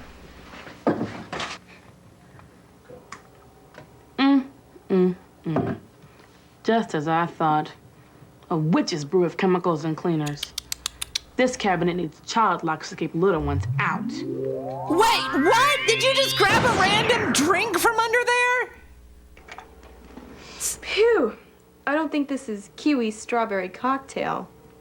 You should always relabel bottles that are used to store chemicals. Or better yet, Why would keep you them in store their your original chemicals in a containers. Snapple Never bottle? include drink bottles. If somebody took a swig of this, it'd be the last drink they'd ever take. Why would you put that in a Snapple bottle? Look at these That's knives. stupid. They wouldn't No. cut hot butter. So what's so unsafe about that? Well, a dull knife takes more effort.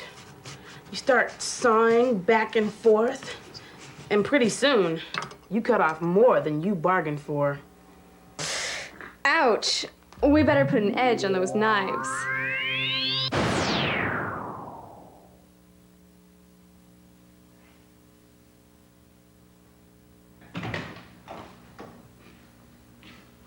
Whoa, nice workshop. Although, I have immediately identified a few unsafe items. I like this guy. This is acting. For example, leaving power tools plugged in is like very, very bad. Yeah, it's stupid. Especially in a home where children reside.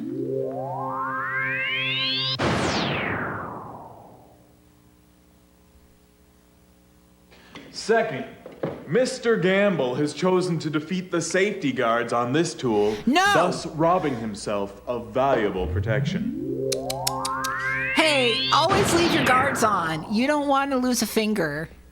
Please. Finally, I'm unable to detect any safety gear of any kind in this workshop.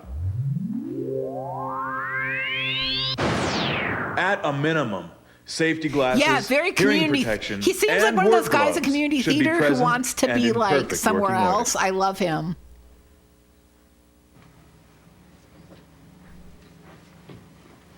Jenny, Yeah, I look should at make this. a zapper mode. Oh, God. 3 heavy-duty appliances and a light-duty extension cord. And a 3-pronged plug jammed into a 2-pronged outlet. Yo, that's not good. And look, exposed wire. That could cause a fire. That could cause a lot of problems. This extension cord. No, don't lick is it. history. Don't eat it. You know, Mr. Gamble said he had small children, but I haven't seen a single outlet cover. No outlet covers? How shocking. I love her. Hey, I heard a lot of zapping going on up here. You got that right. How about you, Brock? What did you and Mr. Gamble find? Well, for starters, we found a smoke detector without a battery in it. What the fuck? Die. Are you I burnt some stupid? toast one morning, and the stupid thing would not stop beeping. So I took the battery out and forgot to put it back in. Mr. Gamble, you need a smoke detector with a hush button. A what button? A hush button. Press it when you burn some toast or let some smoke escape from the fireplace. The beeping will stop for a few minutes while the smoke clears. Wow, great idea. Mr. Gamble, how often do you test your smoke detectors? Test them? Typical.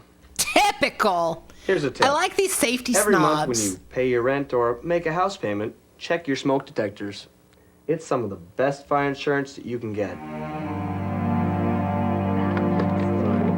Yeah, that's what you said. Hey, I corrected a few deficiencies back in the workshop. How's it going? Great. Well, that about does it. We'll be heading on. You know, you guys were right. Knowing all that on-the-job safety stuff, it doesn't automatically make me safe at home. Quite the contrary. Mr. Gamble, we've addressed a number of safety hazards today, but it's your job to keep your home safe. You're absolutely right. And now that I know what to look for, I'll do better. And hey, before you go, I'd like to take your picture. Dun dun dun! They're all fiction. They're all parts of his imagination. Buddy.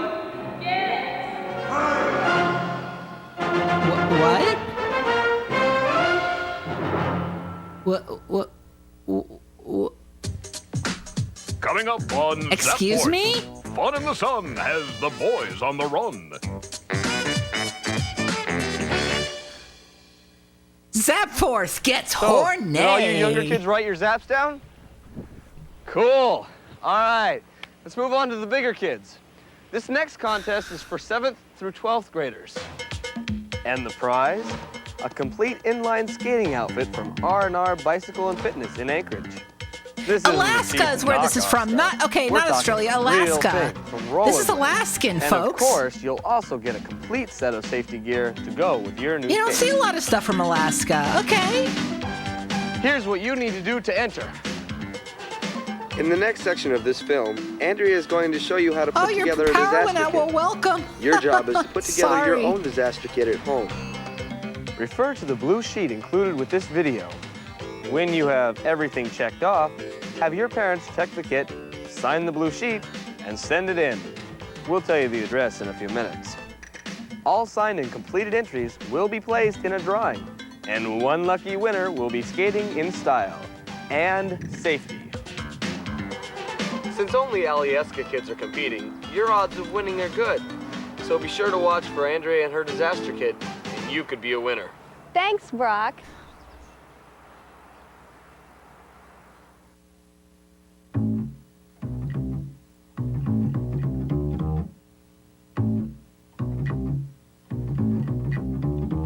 Oh, welcome back, Zap fans. It's time for a good old-fashioned hazard hunt. Huh? What? You mean you live in Alaska and you've never been on a hazard hunt? Well, it's time. In this episode of Hazard Hunt, we'll be going through each room of the house imagining what would happen if the Earth started to move. Uh-oh. Earthquakes are a common occurrence in Alaska. Are they? In fact, okay. There's an average of 30 quakes in our state every day. Ready? Having lived in California, I didn't know. Begin.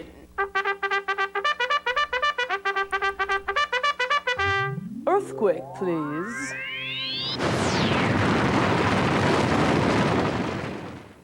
Upright furniture is the largest item that typically falls during a quake. True. Bookshelves, china cabinets, and hutches. Imagine where the books and plates would fall, and be sure to move any fragile items out of their path. Even a moderate quake can empty your shelves, so Zapforce recommends that you secure them to the wall. Anchor them to the studs using angle irons.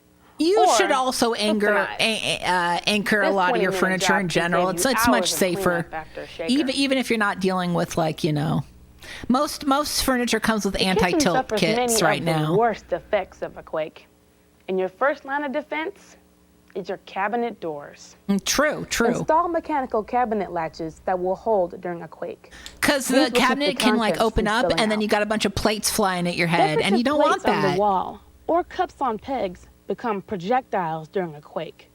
Put away as many as you can. Hanging items become dive bombs during a quake.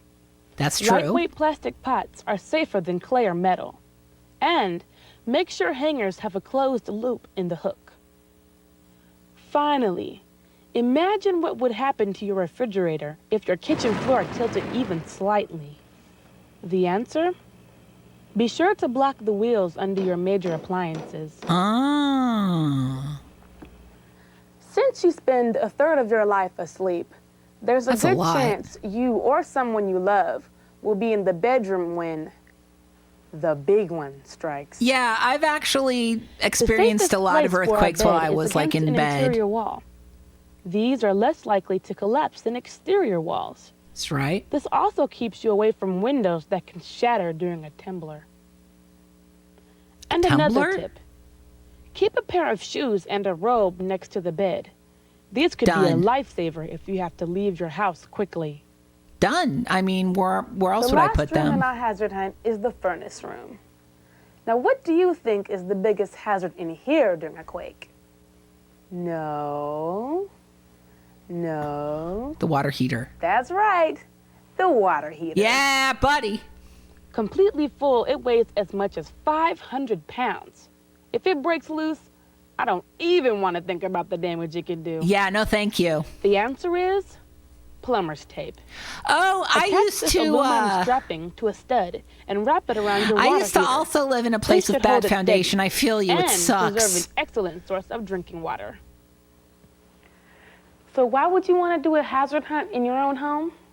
Well, you don't need a hunting license. It's lots of fun, and it just might save a life. Earthquakes aren't the only disaster that could strike your home. Windstorms, blizzards, and power outages are part of life in the 49th state.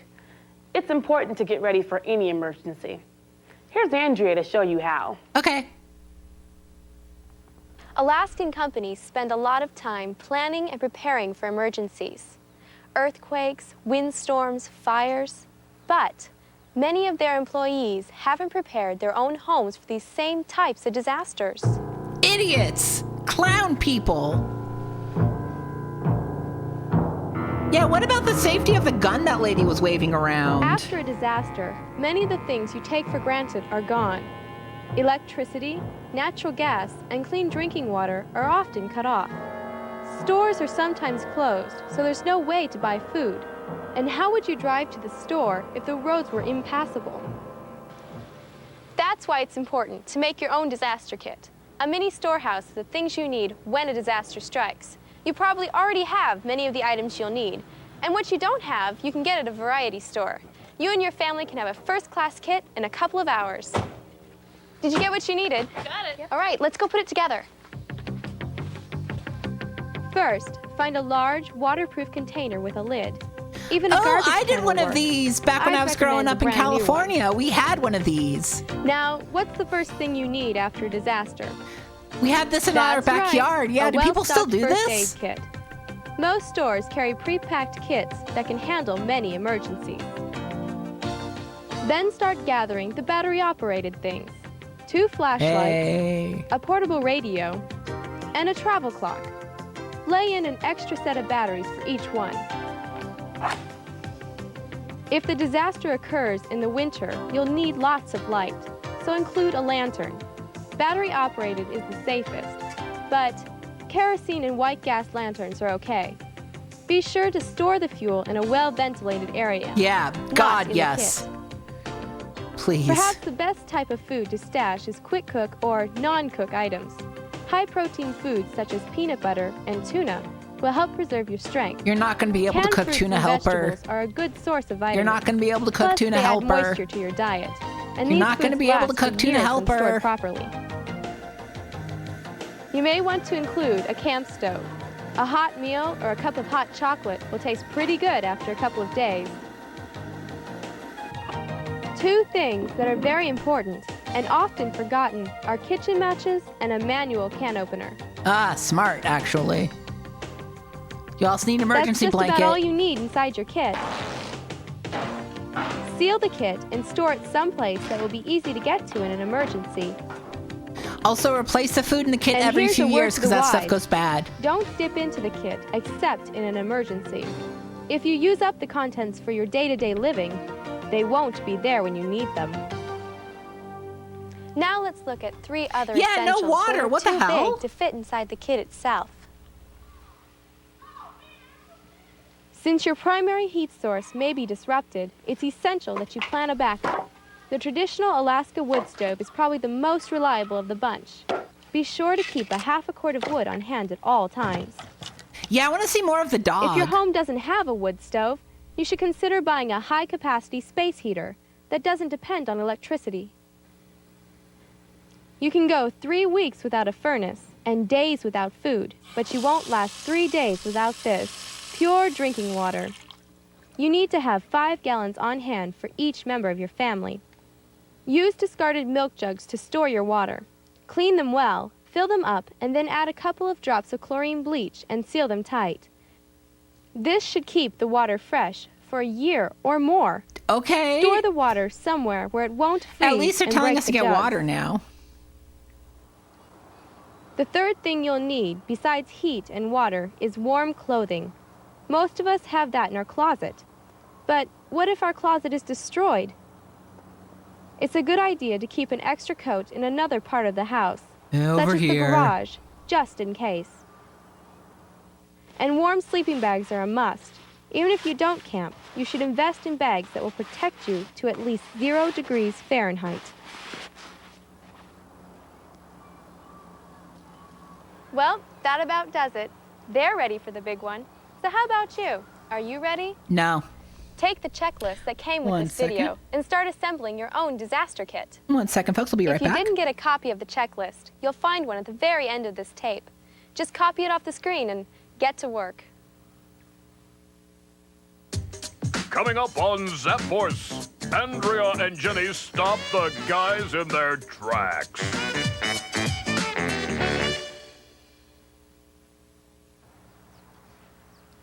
So, once you get your zaps recorded and your disaster kit's finished, send your entries to this address. Alaska Pipeline, Vicki Swanson, Safety Specialist, 1835 South Bragaw, Anchorage, Alaska, 99512.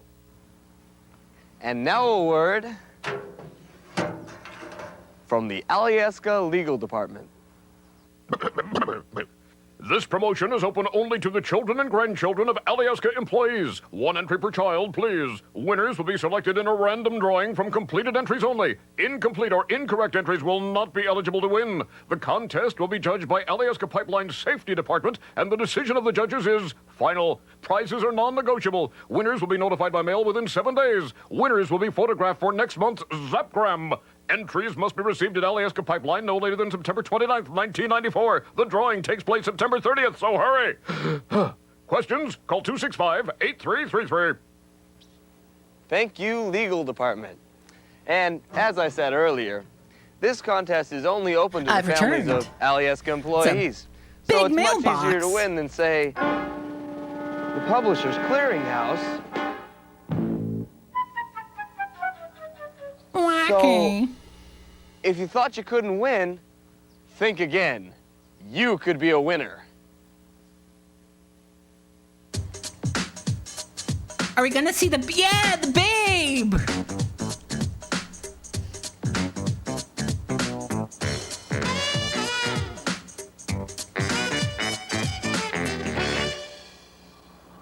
What a beautiful day for a picnic. I have really been looking forward to this. No homework to do, no hazards to zap, nothing but sun, sand. Hey guys, look at that.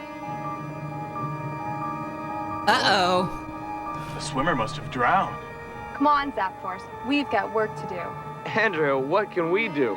Our zappers only zap hazards. We can't help people after they're in an accident. Oh yeah? Watch this.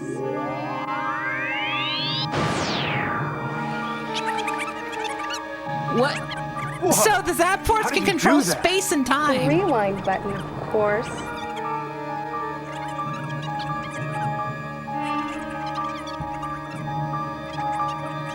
Had more of that prickly drink. I'm gonna finish it, but ugh.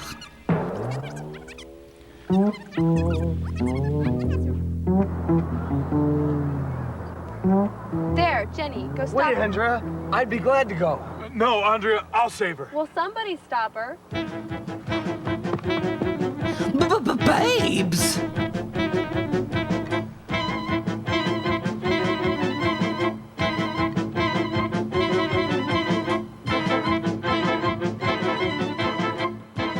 Miss, wait a minute. Don't jump. Please, don't jump. Why not?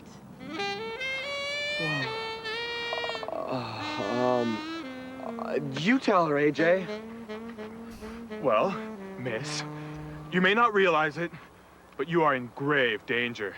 I am? Yeah, we saw you jump in and we saw you starting to jump in. What he's trying to say is that the water is very cold, and you were going to drown. I mean, you might have drowned.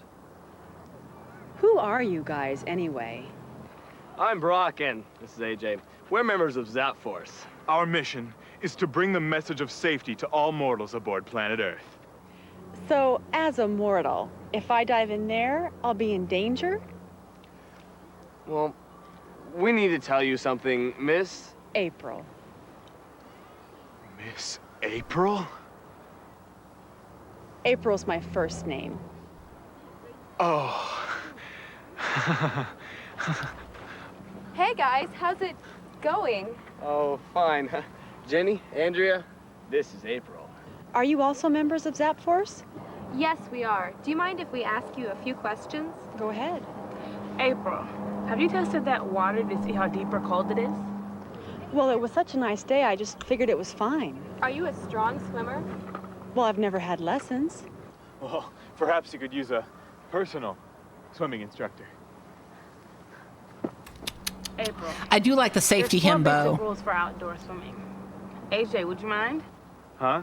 AJ.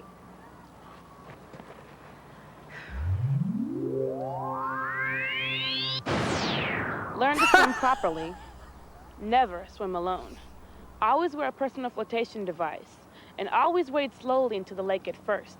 Never jump or dive in. Wait a minute. Why can't I dive? If you dive into an area that's too shallow, you could break your neck. Many people have done this and have never walked again. If the water is too cold, it could be a severe shock to your system. Your muscles could be useless in a matter of seconds. That just happened to a boy in Palmer. Napalm? Oh, Jesus. From the shore, you also need a PFD. Permanent fund dividend? No, a Permanent personal fund flotation device. dividend. You know, a life jacket. Look, I didn't spend $1 bazillion on this swimsuit to cover it up with some ugly orange life vest. Fine. Then try one of these. Oh. This is cool. What is it? It's a new kind of personal flotation device. It inflates when you pull this string, so it's not bulky like traditional life vests. Zap Force is recommending these new PFDs for anyone who works or plays near the water, especially swimmers, boaters, and fishermen. Well, thanks a lot for the vest. I think I'll check out the water now. Not so fast, Fraulein. What about those swimming lessons? Yes, and you're never supposed to swim Why alone. is he jacked? Hey guys, what about our picnic? Safety first. Business before pleasure. Have fun, guys. We're gonna go eat. Is he jacked because they're in Alaska? I guess this means we can eat their share of the cookies. Not so fast, partner. Remember, safety first. No helmets on those boys! Wow. No protective gear of any kind. That's an accident waiting to happen. Sure is. How do we stop them? Well, the rewind button worked. Let's try pause.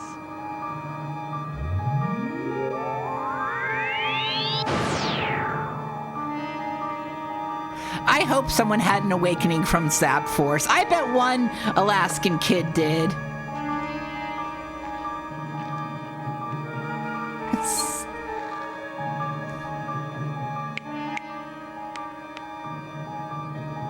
Yeah, Adam Sandler must have loved Zap Force.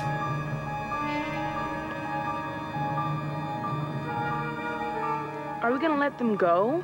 No. Yeah, but let's zap some safety gear on them first. Good idea.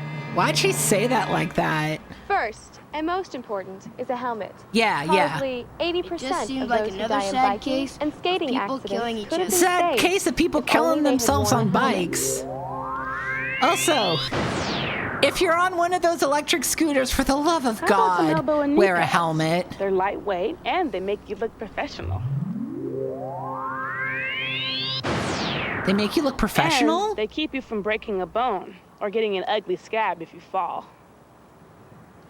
Let's add the final touches. Safety sunglasses and leather gloves.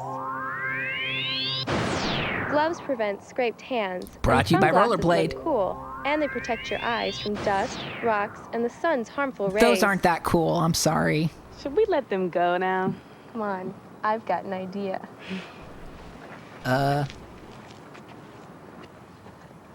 Wait, you're over here. Oh, Plywood, thanks for the follow. Appreciate it. Where? Uh-huh, yeah. All right. Welcome to the Fun let 'em Club. go. Zap Force.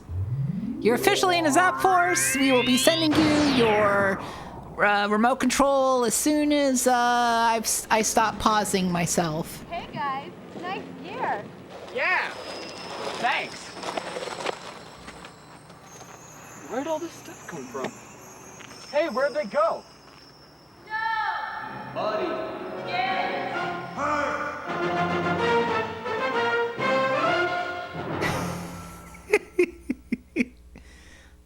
I love you, Zap Force. Well, dudes and dudettes, thanks for watching our show. However, we've received word that some of you have elected not to enter our contests. Yeah, Thus I'm passing up in your best chance Texas. of winning since Shoots and And Ladders. it's been like 30 years. Hey, I won!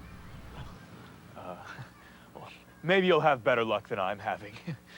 Watch the show again carefully. Remember, if you don't enter, you can't win. Yeah, maybe the Zap Force are If you have ghosts. comments Oh, it's about brought to you Zap by Force the or ideas Alaska for future pipeline episodes, itself. please Okay, write to cool. Alaska Pipeline. Alaska Vicky Swanson, Pipeline. Safety Thank you, oil Specialist, companies. Thank you, 1835 oil. South Brigade, Thank Anchorage, God Alaska, for drilling for oil in 99512. Alaska on this Earth See you Day. next time on Zap Force. Hey, AJ. Happy Earth Day. Yeah, sure.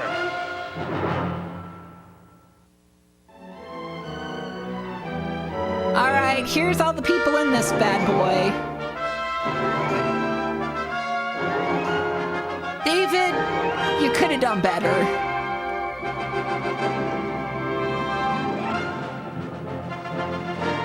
I know this song. Isn't this the Superman song? Isn't this like this song? I know this song. I'm gonna get copyright struck for this song, aren't I? Legally distinct Superman, okay. All right. Get all these folks high protein foods. You know you love it.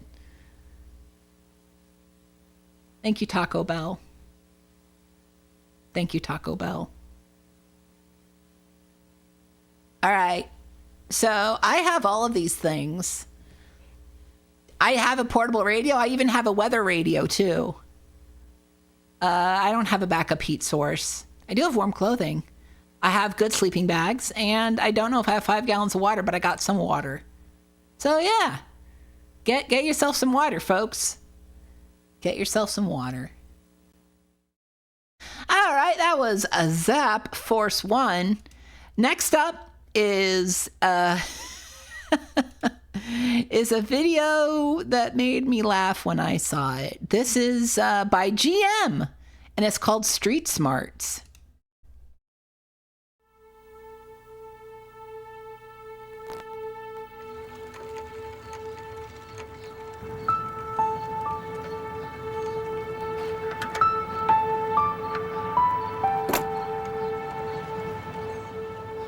Hey, Jesse, what's the hold another up? sad case of people killing each other. Sorry, I was studying. You know what this is? My grades, I guess.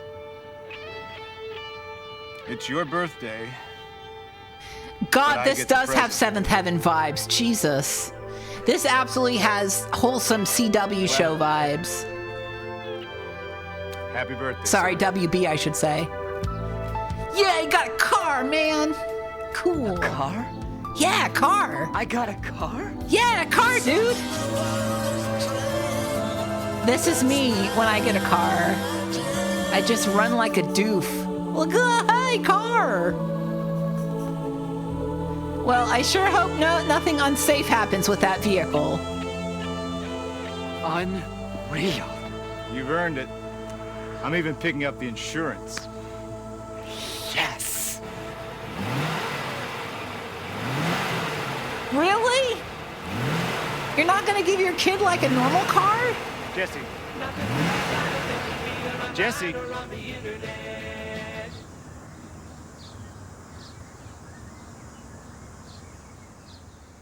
I know he's excited. I know it's a big deal. I just wish he'd understand I love this car. Here we go again. If you just understand, I'm not doing things wrong on purpose.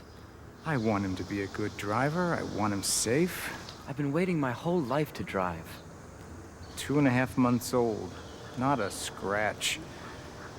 He'll ding it for sure. Which lecture is it going to be this time? Not my grades, I hope.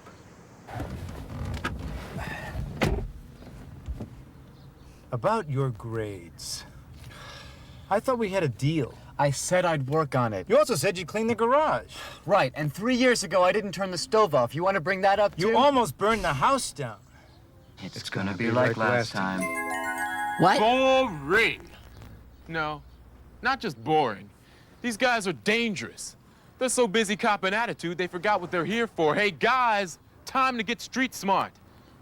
This isn't about clothes and rooms and homework and clean garages. Okay, it's not sorry. who said this and who did that. Sorry. This is the real world here. We're talking life and death. Again, sorry. We're talking 1.5 tons of cold, hard steel.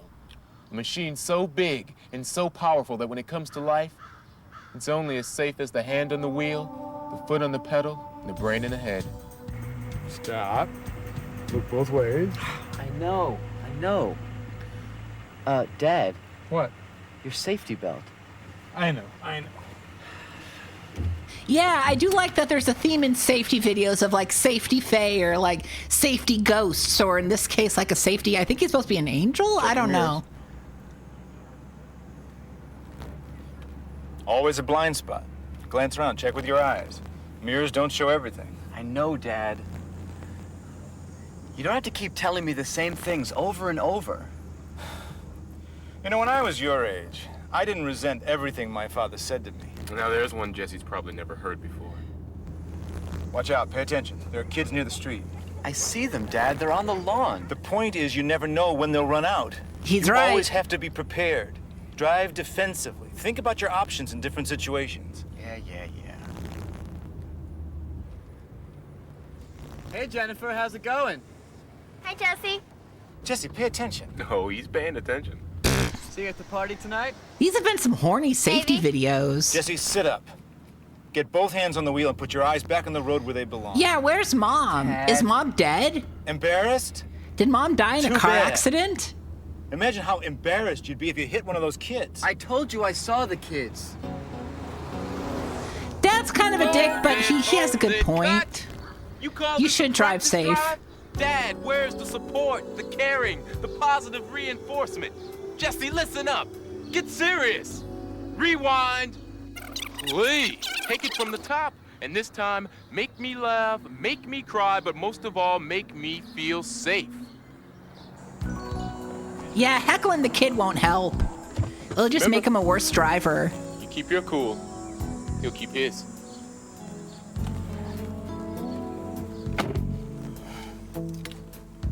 When were you planning to hit those books? No, it's not just the tone of voice, it's the words, too. Yeah, don't argue in the car, you'll get in a crash. Better. Those AOL noises it's playing? Something the matter? I was just waiting for you to tell me what to do. You're doing fine. I'll let you know if you mess up. Okay, just seat. Check mirrors. Ignition on. Doors locked. Releasing brake. Car in gear. And, don't forget to buckle up. Thanks.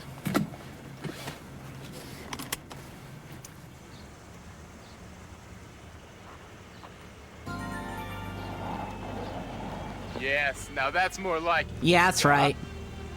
Look both ways. I do hope no child dies in this. So far, not a lot of death in these safety videos. All right, kid alert. Over on the lawn. But I'm ready, just in case. You're catching on. Hey, Jennifer, how's it going? It's a long fly ball. Should be an easy out for Jesse Marshall, the Cubs all-star left fielder. He's going back near the wall. This should be it. The Cubs are about to win the World Series. What's Marshall doing? He's looking into the stands. Oh, no! You fucked it, kid! Missed it. Cubs lose! Unbelievable. 3 Tigers are coming around the score. The Cubs have blown this lead. Maybe Cubs the World lose. Championship. How could Marshall have I have taken his not shown eyes off the road? UK Jesse, watch the safety road. stuff. That stuff's crazy. He should bring the car to a complete stop and then chat up the I just wanted babe. to say hi Yeah. to Jennifer. I should pull over first, right? Yes. Yes. Good move. Yes. Please, God. I don't suppose you could disappear for a second, could you? Not even if I wanted to. It's not really that hard.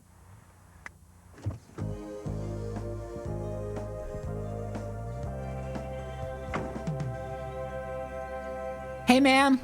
Do you like my vehicle?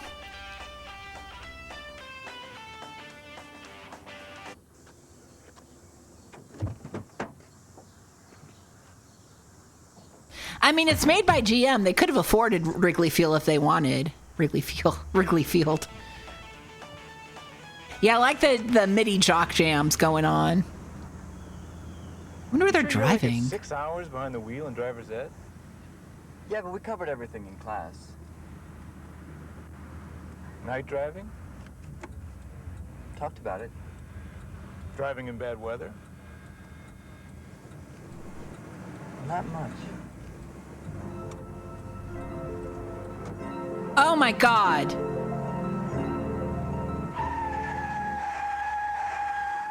They almost killed the angel. That guy didn't even look. Are you okay? What did I do wrong? Nothing. Absolutely nothing. But that's still no guarantee. That's true. You just never know what stupid things someone else is going to do. That's also true. Yeah.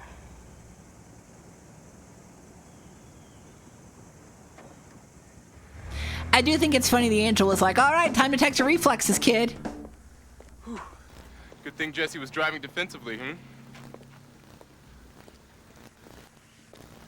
What?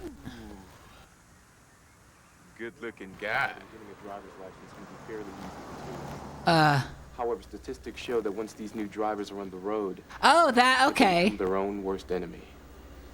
According to recent insurance reports, the #1 killer of teenagers is auto collisions. Let's check out some teens and parents to find out what's happening in the streets and how things have to change. Attitude. Most of them try to show off in front of their friends and stuff. We feel like we're invincible. They think they're pros at driving. Most of the time, they probably don't want to really care about the responsibility of what they're doing, but it's something that has to be done. You know, driving's not. Yeah, Ultra Pancake auto collisions are a huge cause. I like that. Problems are a huge cause of death. He put one of my other friends in intensive care. She wasn't paying attention. She was changing the radio. Pinko, thanks for the follow. And the car wrapped around the light post and killed my niece. Too much. Jesus. Looking away and swerving just a little bit. You know, I'd be like, oh man, wow, accident. The boys didn't have the seatbelt on. The girls did. The boys died. The girl lived. I couldn't believe that I would actually hit something. Experience is really critical to being a good driver. And it's precisely that element that teen drivers so often lack. I had 6 hours of driving school. I went out in driver's ed about three, four, or 5 times. Half hour to 45 minutes each time. She's only driven in a parking lot. She's gonna probably not be able to drive in the street. The biggest problem is their inexperience. Okay, this is Chicago. It has a Chicago vibe to it. When I started teaching my daughter to drive, I was very nervous, and I would always be holding on the door. You tend to be overprotective and maybe raise your voice at the wrong time. I tend to be the more hysterical type, and I give the startled response. Don't get a move. Slow down, stop. Push the brake. Try to act calm, even if you're not. Just try to act that way, because we're nervous, you're nervous, and that doesn't add up, I'm a little scared of driving, but I think the only way to get over that Partnerships. is to drive. We need to trust them as far as giving them an opportunity to prove that they can drive. You really have to practice a lot with them. The more I took him out, the more relaxed I felt, and the more relaxed he became. I learned from my dad, and he taught me a lot and stuff like that, and I did a lot of practicing with my mom. My parents took me out every other day. I get a lot of good experience from my father. My parents trust me because I've showed them that I'm responsible. Because I want to be an excellent driver. I think I'm gonna be a very good driver.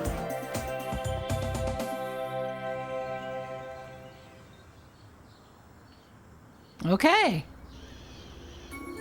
What? Hey! Is this any way to treat a guardian angel?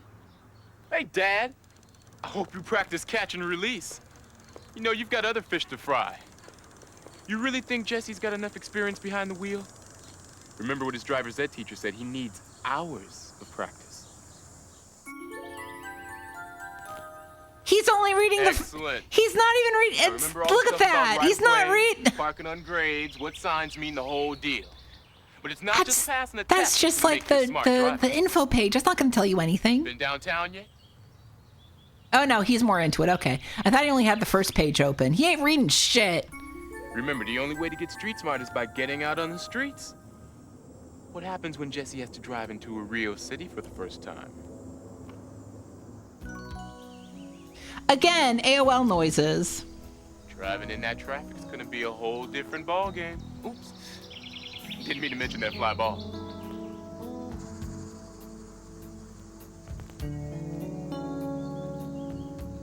Jesse! Dad? Take the toll road. All right, hold on. Rush hour? And your mother will go with you this weekend. Okay, we're good. Right. Hey, Dad, you got any change? Sorry. Brian De Palma presents Street Smarts. If you can't afford the toll, how are you going to afford the gas? Saving for a new Walkman. Can't find mine anywhere. All right, I finished the bad drink. No more of that. That's done. Goodbye. Hey, no tummy ache, though, unlike the last bad drink I had.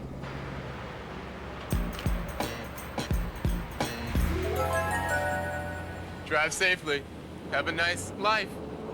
I know, I see it. When I was a girl, I didn't resent everything my mother told me. Today's drink was prickly pear cactus water. I like prickly pear usually. This had a metallic taste to it I didn't like. What attitude? Driving practice.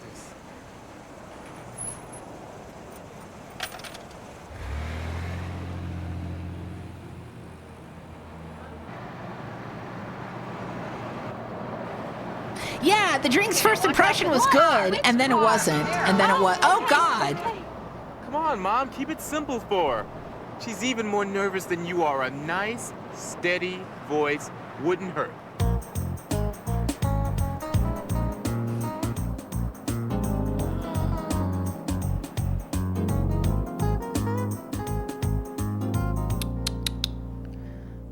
You're gonna crash and die.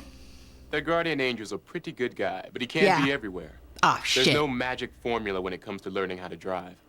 Parents have to keep their cool and take their teens out practicing a whole lot, in all kinds of conditions. Good weather and bad, day and night, open roads and city traffic. Teens have to keep their cool too. Hassling each other won't help. Being street smart and having a safe attitude are the bottom line in helping protect your life and the lives of others. Everyone benefits when you're partners in safety. Okay.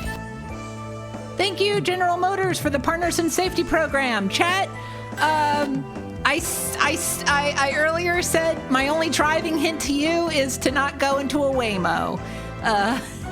Don't do it. Love yourself. Don't go into a Waymo. Those things are crazy. John Tagenhorst went wild on this one. A general learning video.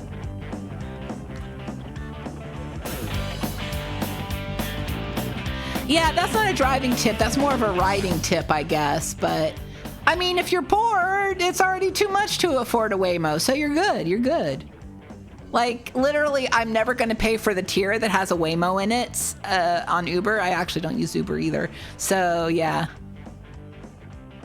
It's so funny.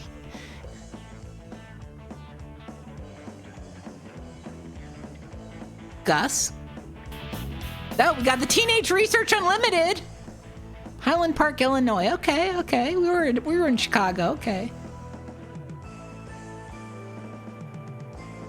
Waymo is a self-driving car. There's a bunch of them in Austin, and I've seen one make a really horrible turn, and one just got on the news for stopping in the middle of Mopac, which is our big freeway. So don't go in those. Next up, chat, folks, beautiful people.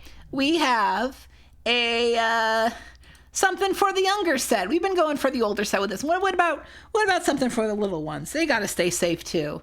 So we've got for them. We've got Safety for Kids, Volume 1. I don't know if there's a Volume 2, but yeah, let's do some safety for kids.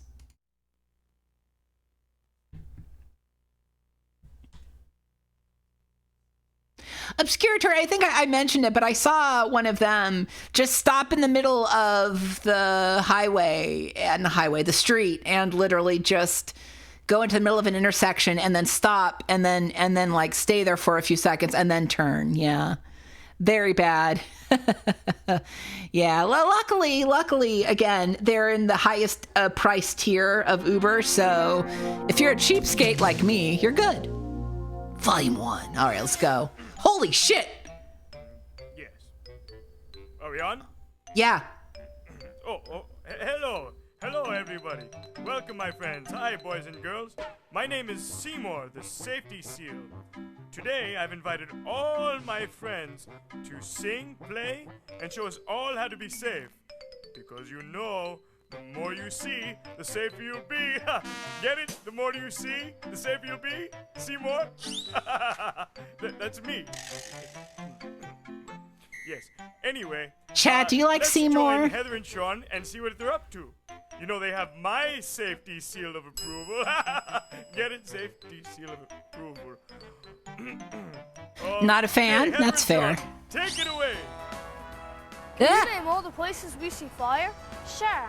I see fire on my birthday candle, the fireplace, and I even see fire on my mother's stove. Fire helps us, but if we're not careful, fire can hurt us. What should I do if fire gets on me? That's simple. All you have to do is stop, drop, and roll. Mother My stove. friends, we have a big show tonight, a real big show with a young rockabilly cat singing all his safety hits with some really great fire safety tips. Let's have a big round of applause for a real nice rockabilly cat, Hall. Stop, drop, and roll. Yeah, stop, drop, and roll. Stop, drop, and roll. Stop, drop, and roll. Drop and roll. Don't panic, don't fear. When the flames are near, you gotta stop. Drop and roll? Where's the cat? They promised a cat, and he's not here. I am a big fan of these puppets that look like they're all from Goodwill. I respect that. That's the kind of puppet I can afford.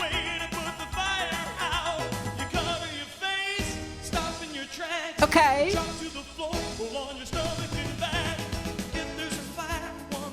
Oh, that rat! That rat! All of these puppets! Oh, I'm not a fan.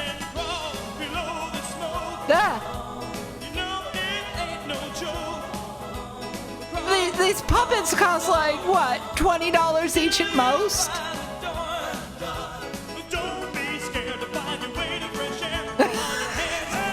That pig looks like it's constantly screaming in pain. Sounds like a lot of fun. It can keep you safe. I know you know what I mean. Now we're gonna do it together on the count of 3. Right, Mom? Right. Ready, kids? A 1, a 2, a 1, 2, 3. Cover your face, stop in your tracks, and drop to the floor. Do you think this rockabilly guy has an actual band? And do you think it's a band with puppets?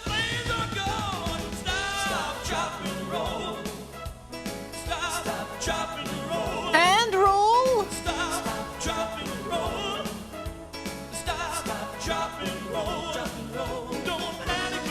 God, I wish it's an Alfred Chicken puppet. It does look like Alfred Chicken. God. Ugh. Yeah, in this economy, just let yourself stay on fire. You don't have time.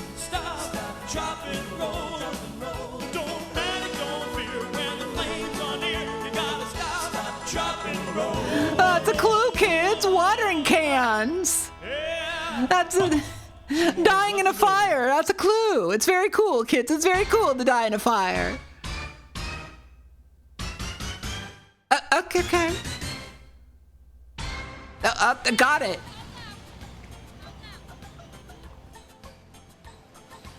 Where do you think you're going? What do you mean?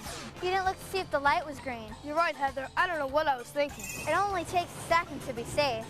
From now on, I promise to stop before I cross the street. You got to stop before you cross the street. Look before you move. It just seems like another sad case of people killing each other. When your day begins and you're dressed to go out, safety should No. You're going to die, child. Here's what you should be thinking. It just seems like another sad I'm case going to be a safe people killing each walker. other. Now, safe walkers are very careful when they are crossing the street. They look both ways. Left, right, up, down, all around. Why would Can't you look up? Down, I understand. Up? Are you afraid a plane's going to crash into you? Before you cross the street, look before you move your feet. Stop before you cross the street. Look left and right. Done. I always do that. I don't want an airplane to crash on me. That's actually been my nightmare since I was a child. No fooling. And then a plane literally crashed close to where my old childhood house was about 3-4 years ago. So that's fun. Now what do safe walkers do? Safe walkers read all the signs. They cross at the corners. Not in between. Pay attention. I like the purple bird. Time. Looking and listening. Using your eyes and ears. When crossing the street. Stop before you cross the street. Look before you move your feet. Stop before you cross the street. Look left and right. Good clip art. Stop before you cross the street. Look before you move Are your you looking? Stop before you cross the street. No walking. One more time. You stop before you cross the street. Nelson JD, thank you so very much for the 13-month resub. Appreciated. Please look left and right before you cross the street. If you get hit by a car, I would be very upset. All right. I always have fun when I come to the park. It's one Do of my you? favorite places to play. There are many. It's one of my favorite places to play. Mothers, fathers, little kids, and big kids. And strangers too. What's a stranger? A stranger is a person you don't know. My parents taught me never to talk to strangers.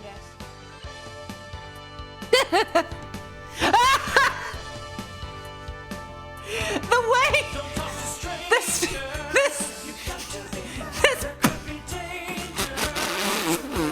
he's just hanging on the. Could you make yourself less obvious?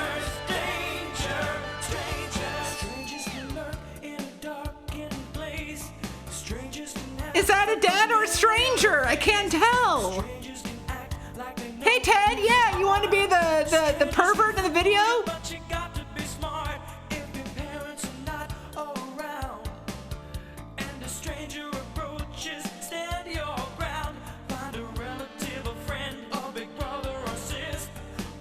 Yeah, equal opportunity win. the strangers are all genders. That guy is just gay. Be nice. He's just a regular gay guy. Leave him alone. He's not a pervert.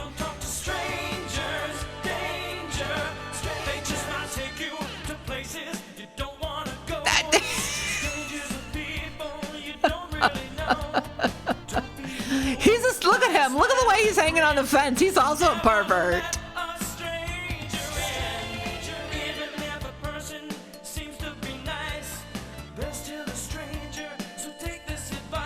That's the cigar?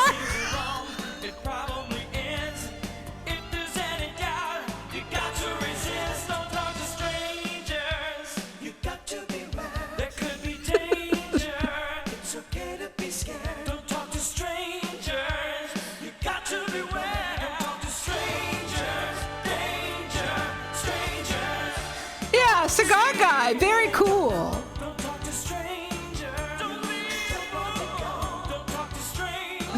Oh, Chad, don't talk to strangers. Don't talk to each other. Or me, I'm a stranger. This is it does have foreigner vibes, yes.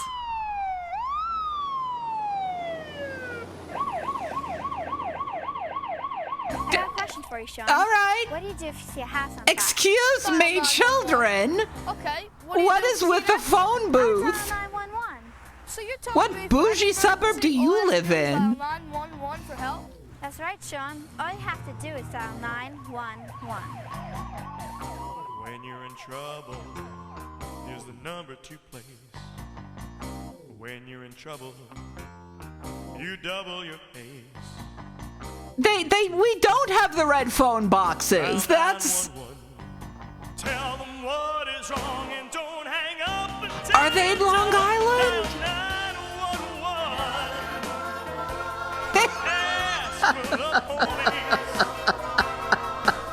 Oh, the puppets! The puppets!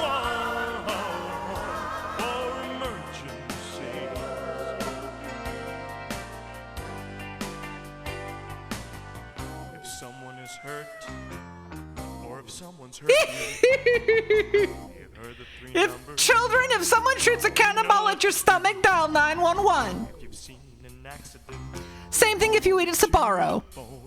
Stay calm, cool, collected, and you tell them what is wrong. Dial 911. Okay, Lyndhurst is on Long Island. This does have Long Island vibes to me. Dial 911 for emergency. Yeah. Oh, these three numbers should be your best friend.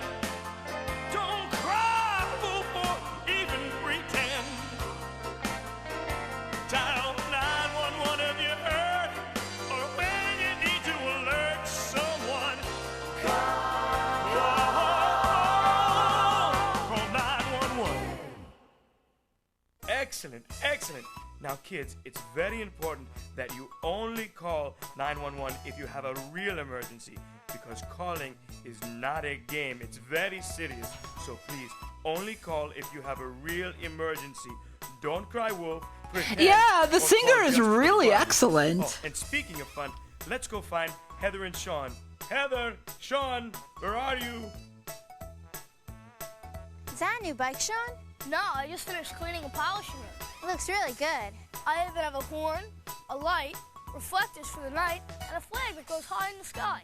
Is that Cool so everyone flag. can see you? Uh-huh. And if they can't see me, they can hear me coming. That's really cool. I really love my bike. I love how nonplussed these children are. They're like, I love my bike. Mothers and fathers, strangers. We're going to do the bike song from the top. Places, everybody. Smiles, everyone. Smiles. My voice is in pretty good shape today. Right on the set. Yeah, mine is too. I'm in good voice today. Do. Yes, boss. Here. Me? No, not me. You. Me? Yes, you. Me. Yeah. Here we go from the top. Oh, I love my bike. Yes, I love my bike. Oh, how I love my bike. Oh, thank you, Quinclex, for the follow. Do you love your bike? I love my bike. My bike that doesn't exist. Now that I've grown older, I've grown a little taller. I've grown enough to get a bike. I've seen a lot of others, a lot of different colors, but this is one I really like. It's got a horn and a light and reflectors for the night. A chain guard and seat that's right for my height. A kickstand and a flag that goes high in the air, so everybody knows I'm there. Oh, I love my bike. Yes, I love my bike. Oh, Look at these bikers. oh, I love my bike. Yes, I love my bike. Oh, I really love my bike. When I go to ride, I take a lot of pride following the safety rules. I always take pride in following the safety rules. I really like to share all my safety tips with you. Number one, tie up my sneakers and my shoes. Number two, fasten all the safety gear I'll use. Number three, strap my helmet from ear to ear. And that's just to name a few. Oh, I love my bike. Yes, I love my bike. Oh, how I love my bike. Yes, I love my bike. How I love my bike. Yes, I love my bike. Oh, I really love my bike. I think they love their bike. The safety pride flag is, yeah, it's a bright orange rectangle with yellow stripes. High vis.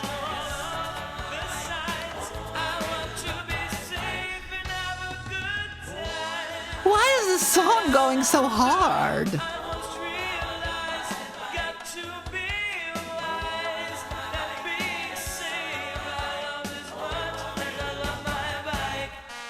Oh, I love my bike. Yes, I love my bike. Oh, we're back. Oh, hello, my friends. I hope you enjoyed our show on safety. So many great songs. What was your favorite song in video? Mine was... The Stranger song was really sick. I like that. And then, oh no, how about Stop, drop and roll. Yeah. Or no, how about don't talk to strangers? Yeah. No, but how about when you're in trouble? 911. No, I guess my favorite was, oh, I love my bike. Yes, I love my bike. Wait, I love them all. Yes, I love them all. I hope you did too. And if you love them like I did, then become a safety scout in my very own Seymour Safety Club. Becoming a member is free and easy, and your parents can join too. Just send your name, address to me, and I'll send you a membership card and lots of free goodies just for becoming a safety scout. So in the meantime, practice I would love to be a safety scamp. I think that's what I am. Eyes, ears, and mind open to being safe. Because you know, the more you see, the safe you'll be. Yes. And don't they sound so enthusiastic? Come the credits. Oh, he was good. Yes.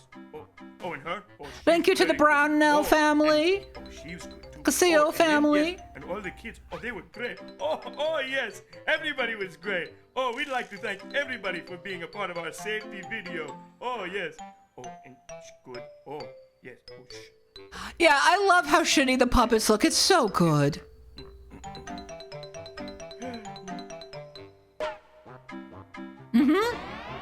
Oh, bye. Thank you, Heather and Sean and Paul Mahos. Boo Boo Records. It's available. Chat. Harley Davidson. Boo Boo Productions. All right.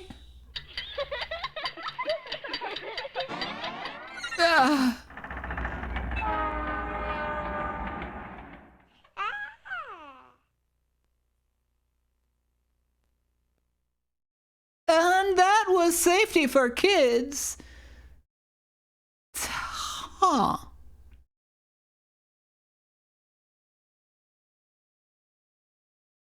All right, I'm back. All right, that was Safety for Kids, folks. I don't know if there's a volume 2, but by God, I wish there would be. Okay, next up, we have a more normal, an incredibly normal one. Like, I'm not even being sarcastic. This is just thrown in to kind of reset our brains after Safety for Kids. Next up is Manco Products, Owner Operations and Safety. So get excited for that. Manco. Oh, okay. Congratulations on the purchase of your new Masters of Motion Fun machine. Yes! Before you take to the turf, there are some things you must know about your new vehicle. There is a volume 2? Well, I know what I'm streaming next time. However, it is not intended to, nor can it replace our operator's manual. It is absolutely essential you read and understand all safety and operating instructions. They are extremely important and must be followed to help prevent injury or damage. It is important that the safety notice form included with the vehicle be signed by a parent or adult and mailed to the manufacturer within 10 days of the purchase date. So when you purchase it, you're required in order to activate product warranties.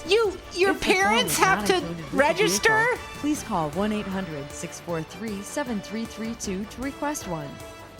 The Masters of Motion Fun machine featured in this video may be different than yours. However, each has been designed and sold for off-road use only. Refer to your operator's manual for important specific assembly and maintenance information.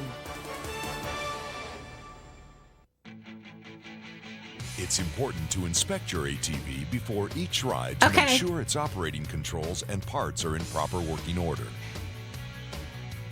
Check the engine's oil level. Okay.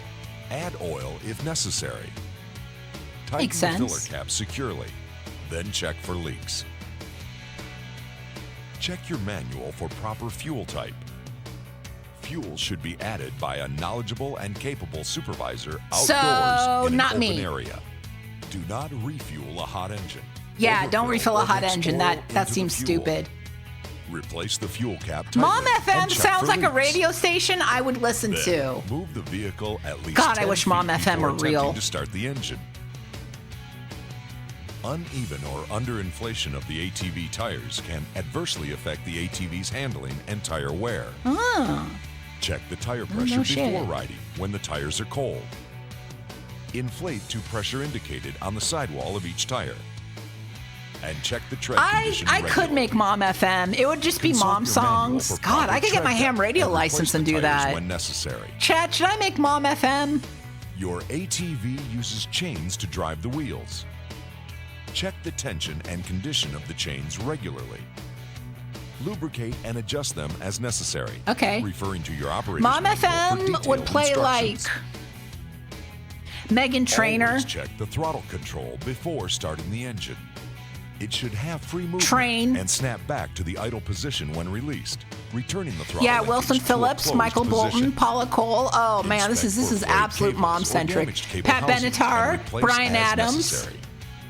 Clear any mud, no, this is all good. Sean Colvin, now we're talking. On the carburetor. Now Mom FM's getting off the Celine Dion, all good mom. This is a lot of good mom music. That are loose and do moms like the Bare Naked Ladies, or is that just my mom? In the manual. I don't know what most moms listen to. Are securely tightened and replace any that are missing.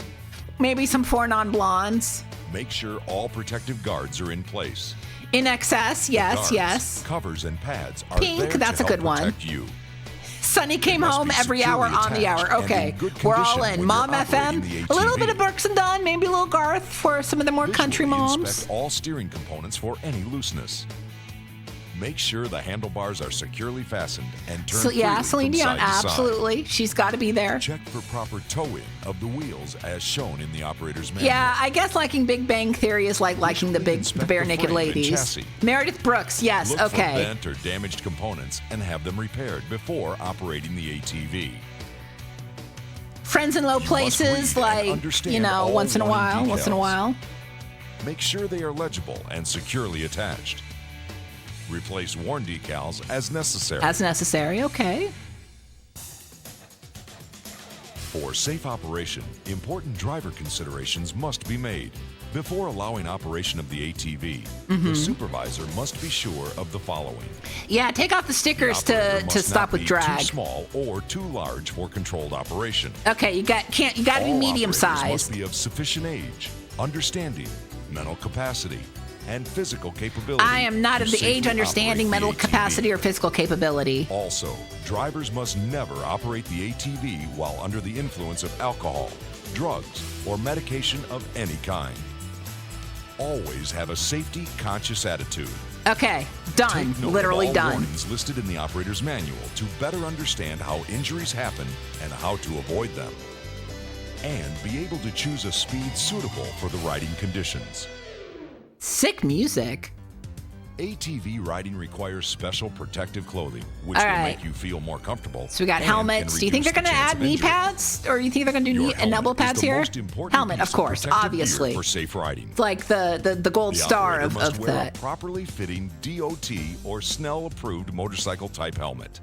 Snell? A pair of goggles or helmet face shield are necessary protection for your eyes.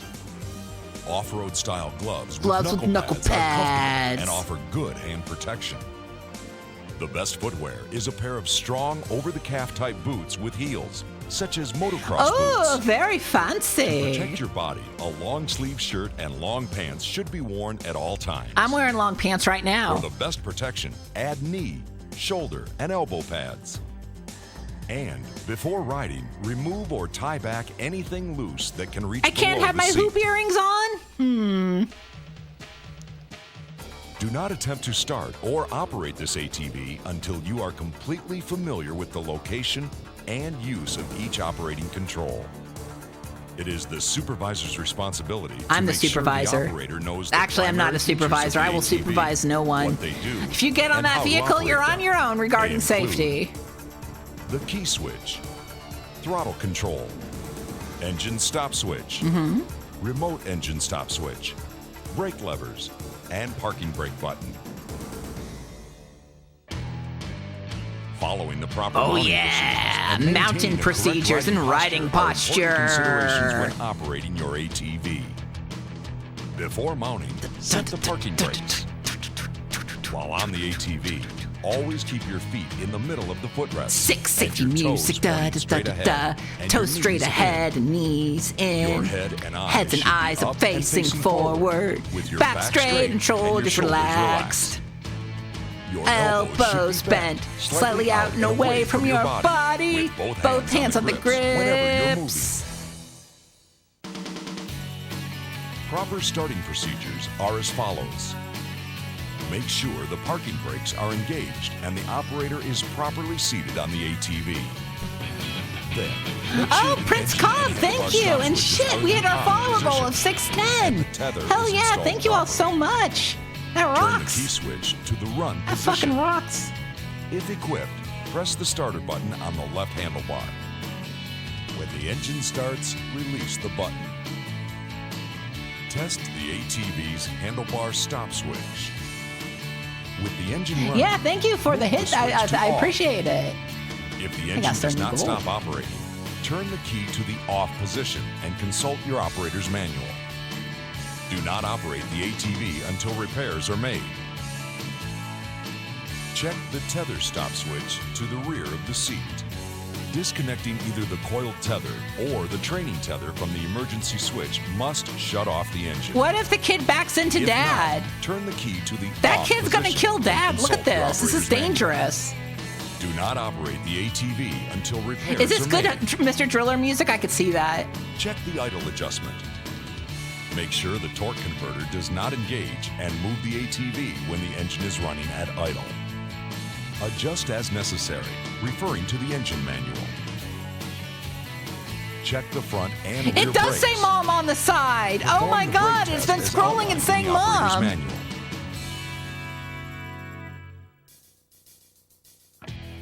Now that you are properly prepared to embark on your adventure, make sure you follow these tips on how to ride your ATV safely. Learn to ride on a flat, clear area free of obstacles. Practice in an uncongested area will increase your comfort and I safety. want to ride it downtown with all those Waymos that stop in the middle of the street. Assist you. Anytime you ride, be sure the area Do you is think if safe you got hit and by a suitable for Waymo, ATV they'd give operation. you money? Most importantly, do not override It seems like a your good ability. payday. Maybe that's my new gig, getting hit by ATVs Waymos are and rider-active suing. machines, and the use of good body weight transfer will increase stability and control while you ride. Oh, la-di-da, increasing For stability and example, control. To turn your ATV, slow down and steer in the direction of the turn, leaning your upper body to the inside of the turn while supporting your weight on the outer footrest. For uphill travel, position your body forward to shift your weight to the front of the vehicle. It is a Beavis and Butthead scheme, yes, but they are my role models. I know they're not supposed to be role models, but they are mine. On the seat to shift your weight to the back of the vehicle. Always exercise. Like, I'm not good gonna judgment stop when in front of a operating Waymo. I'm the not gonna do it ATV. intentionally, but like, You can be imagine safe just like, and you know, have you're walking fun by downtown following and you're these crossing the basic street and one hits you. guidelines. You'd get, you know, Don't allow anything you'd to come in get, you know, contact with the maybe moving you parts of could lose your ATV, leg, but you'd such as also get in a hands, swimming pool. feet, hair, body parts. Another clothing, thing, we or have to other tie back our articles. hair or jewelry. Yeah. Slow down for turns and slopes. No, I never do that. Don't race, jump, or perform stunt riding, spin outs. Don't do and donuts in your cool vehicle that can do Never donuts. transport a passenger, materials, or animals on an ATV. In addition, it's Yeah, I've learned a lot of how familiar to with all get hit by a local car government from those laws and Russian dash regulations cams. regarding ATV use. Congratulations again on the purchase of your new Masters of Motion Fun machine. By following these guidelines and those spelled out in your operator's manual, you'll have hours of off-road fun. Remember, you must sign the safety notice form and return it in order to activate available warranties. If you need parts or warranty service, I do find call these or take comforting the vehicle too, back Crazy to the Frog dealer and Prick. from whom it was purchased. Great name. All right, we've got one video left. Chat, I got good news for you. Did you know that employees are the first line of food defense? Did you know that? Did you know? Well, now you do. And now you're going to learn more. Folks, I hope you like Flash. Do you like Flash? I like Flash.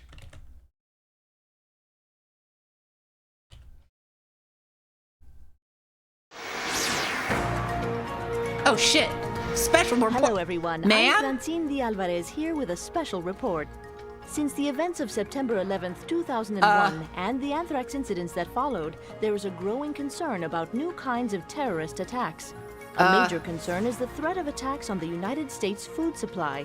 Intelligence reports have found that a terrorist attack on the food supply could pose both severe public health and economic impacts, and also damage the public's confidence in the food that we eat.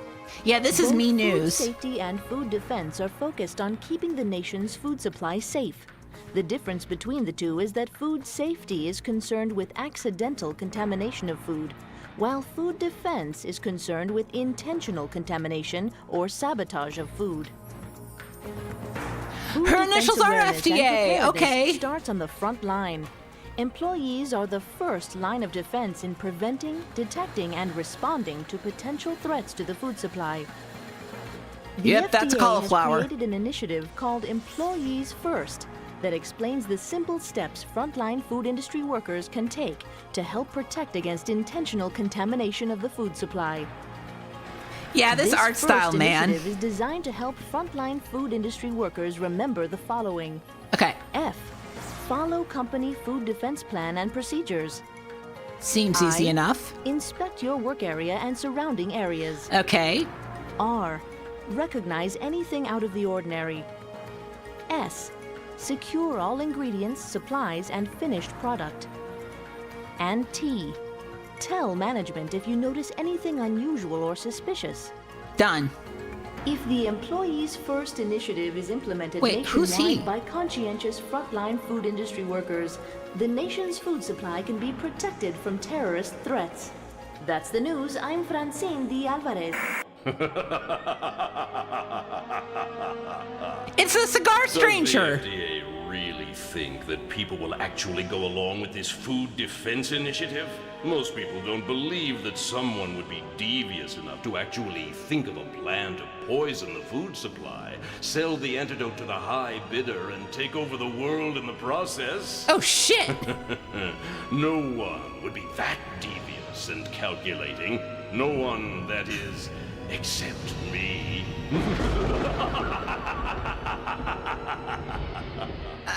Food defense plans or not, Okay. no one will be ready to stop my master plan. After all, employees rarely pay attention during orientation. They often don't read their handbooks, and they probably won't follow any plan their bosses give them to protect their food supply. Frontline workers simply don't realize how important they are Ramen. in keeping the food supply I want the ramen. safe. When the first line of defense is not paying attention, the world is mine for the taking. Thank you, FDA. Speaking of plans, let's see how my agents are making out with mine. Dude, your straps on your mask are all fucked up. Who? Hey everybody, my name is Ace. I'm the coolest one you'll ever meet. I'm here to show you how important you are in protecting the food supply. Thanks to the FDA's FIRST initiative and your dedication, the food industry is prepared for a threat like this. What is FIRST? I could tell you, but it might work better if I showed you. Here, Okay. take a look. Okay. F reminds us to follow our company's food defense plan and procedures.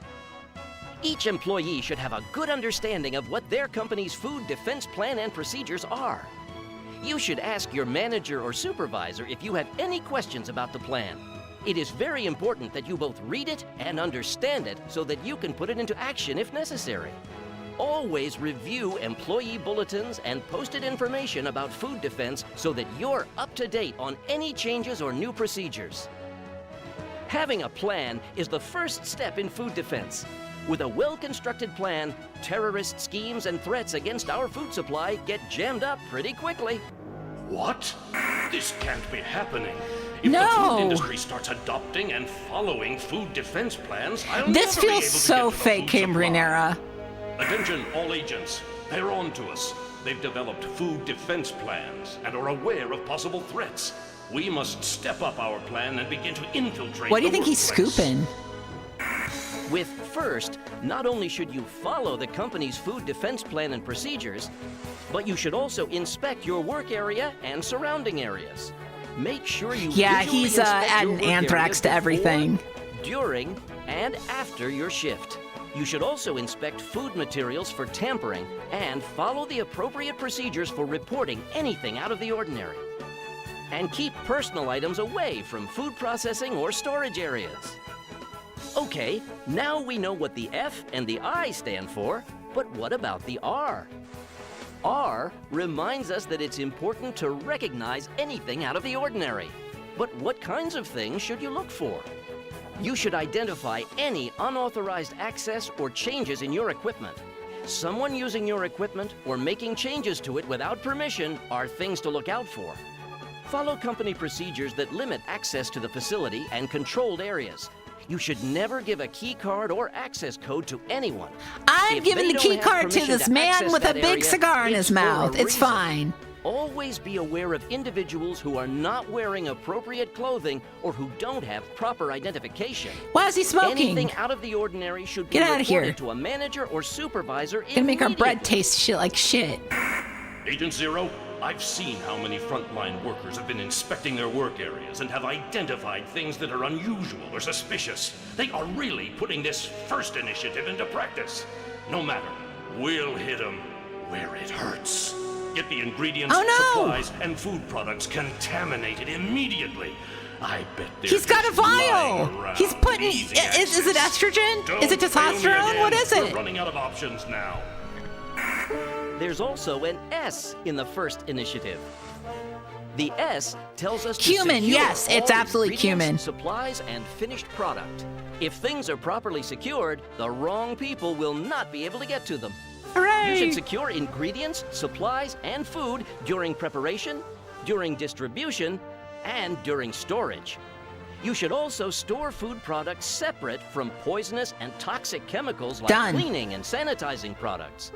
Making sure the ingredients, supplies, and food products are secure will make it that much tougher for terrorists. I like that guy. He looks like AI, but this is pre-AI. Listen very carefully. Okay. The frontline food industry workers have defeated every attempt we've made, and now my master plan is ruined.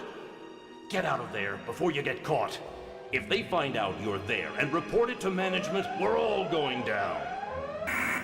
The T in FIRST lets us know that we should tell management if we notice anything unusual or suspicious.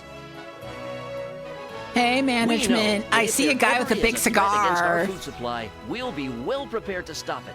We have followed our company's food defense plan and procedures, inspected our work area and surrounding areas, recognized anything out of the ordinary, secured all ingredients, supplies, and finished product, and told management when we saw anything unusual or suspicious, like unlocked or open doors or equipment, or unusual behavior by employees, customers, contract workers. Yeah, some employees jacking off in the middle of the food supply. Probably should stop him. Food or product tampering.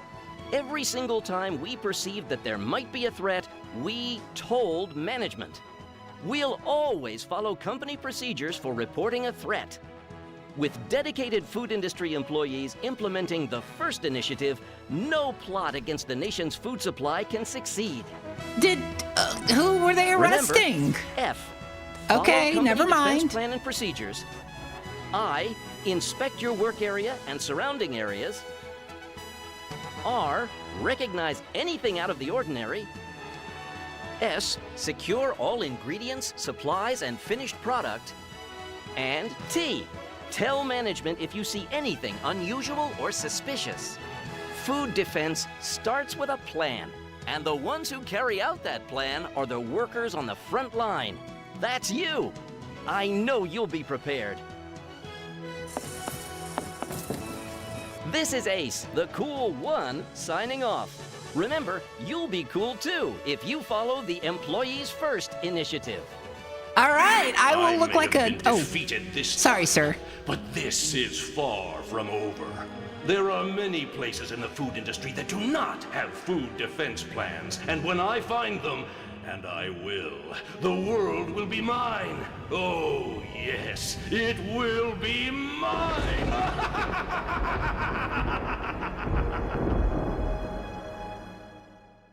All right, folks. Remember first. Oh, Tiger Cat, thank you for the raid. This one's almost done. We're just finishing up our look at safety. Just rated with 1 viewers. If you have any questions about the plan, who should you ask? You should ask me. You should ask me, I'll know. What does I in first stand for? It stands for inspect, folks.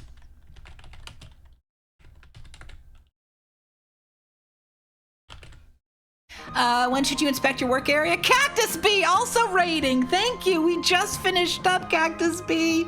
Cactus Bee, we're just finishing the R. Oh, I forgot what the R stands for. It stands for rating Alex. What kinds of things should you look out for in the workplace? People who suck. What's the S in first stand for? Safety. Safety. When should you secure your ingredients, supplies, and foods? Constantly. You should always be securing. ABS. The T in first stands for tell anyone if you see a big cigar chomping guy poisoning the food supply. And what kinds of things would be considered unusual, suspicious? Unlocked doors. Cigars. Lots of cigars. You got to watch out for cigars. Cigars are evil. They're dangerous. So watch out. Oh, technically 2008. Oh, well, close enough. All right, folks. And that is our look at safety. So what did we learn today? First of all, we learned that Inspector Gadget should never handle a gun. He doesn't know how to do it. He's really bad at it. Do not let him handle any guns. We also learned that he drowned. So rip Inspector Gadget. We also learned that that raccoon lady had an incredibly unsafe house, with just leaving broken glass everywhere. I would not go to the Alphabet Pals house at all. Not good. We also learned, of course, that if you see electrical stuff or babes, you should help them. That high-rise fires fucking suck. We also learned about Mom FM, your place for Sean Colvin. We also learned that angels from GM will come and save you if you're too shitty to your son. And also we learned that Brain is not called Brian the dog from Family Guy. I learned that personally. Well, thank you all so very much for watching. Really do appreciate it. I'll be streaming tomorrow on Retro Pals. Let me just give, actually, I need to shout out Cactus Bee. There we go. I'm also on Retro Pals, twitch.tv/Retro Pals. Consider giving me a follow there. You can see me stream. We're streaming Duck Game, so get excited for that. All right. And let me see who we should raid. Give me a second here to figure it out. How about Adam? It's been a while, so let's give Adam a raid here. All right, folks. Thank you all so very much for watching. And yeah, I will see you next week with a look at Unsold TV Pilot. So if you want to see some extremely bizarre TV shows, check me out next week. Same time, same Twitch channel. See ya, folks.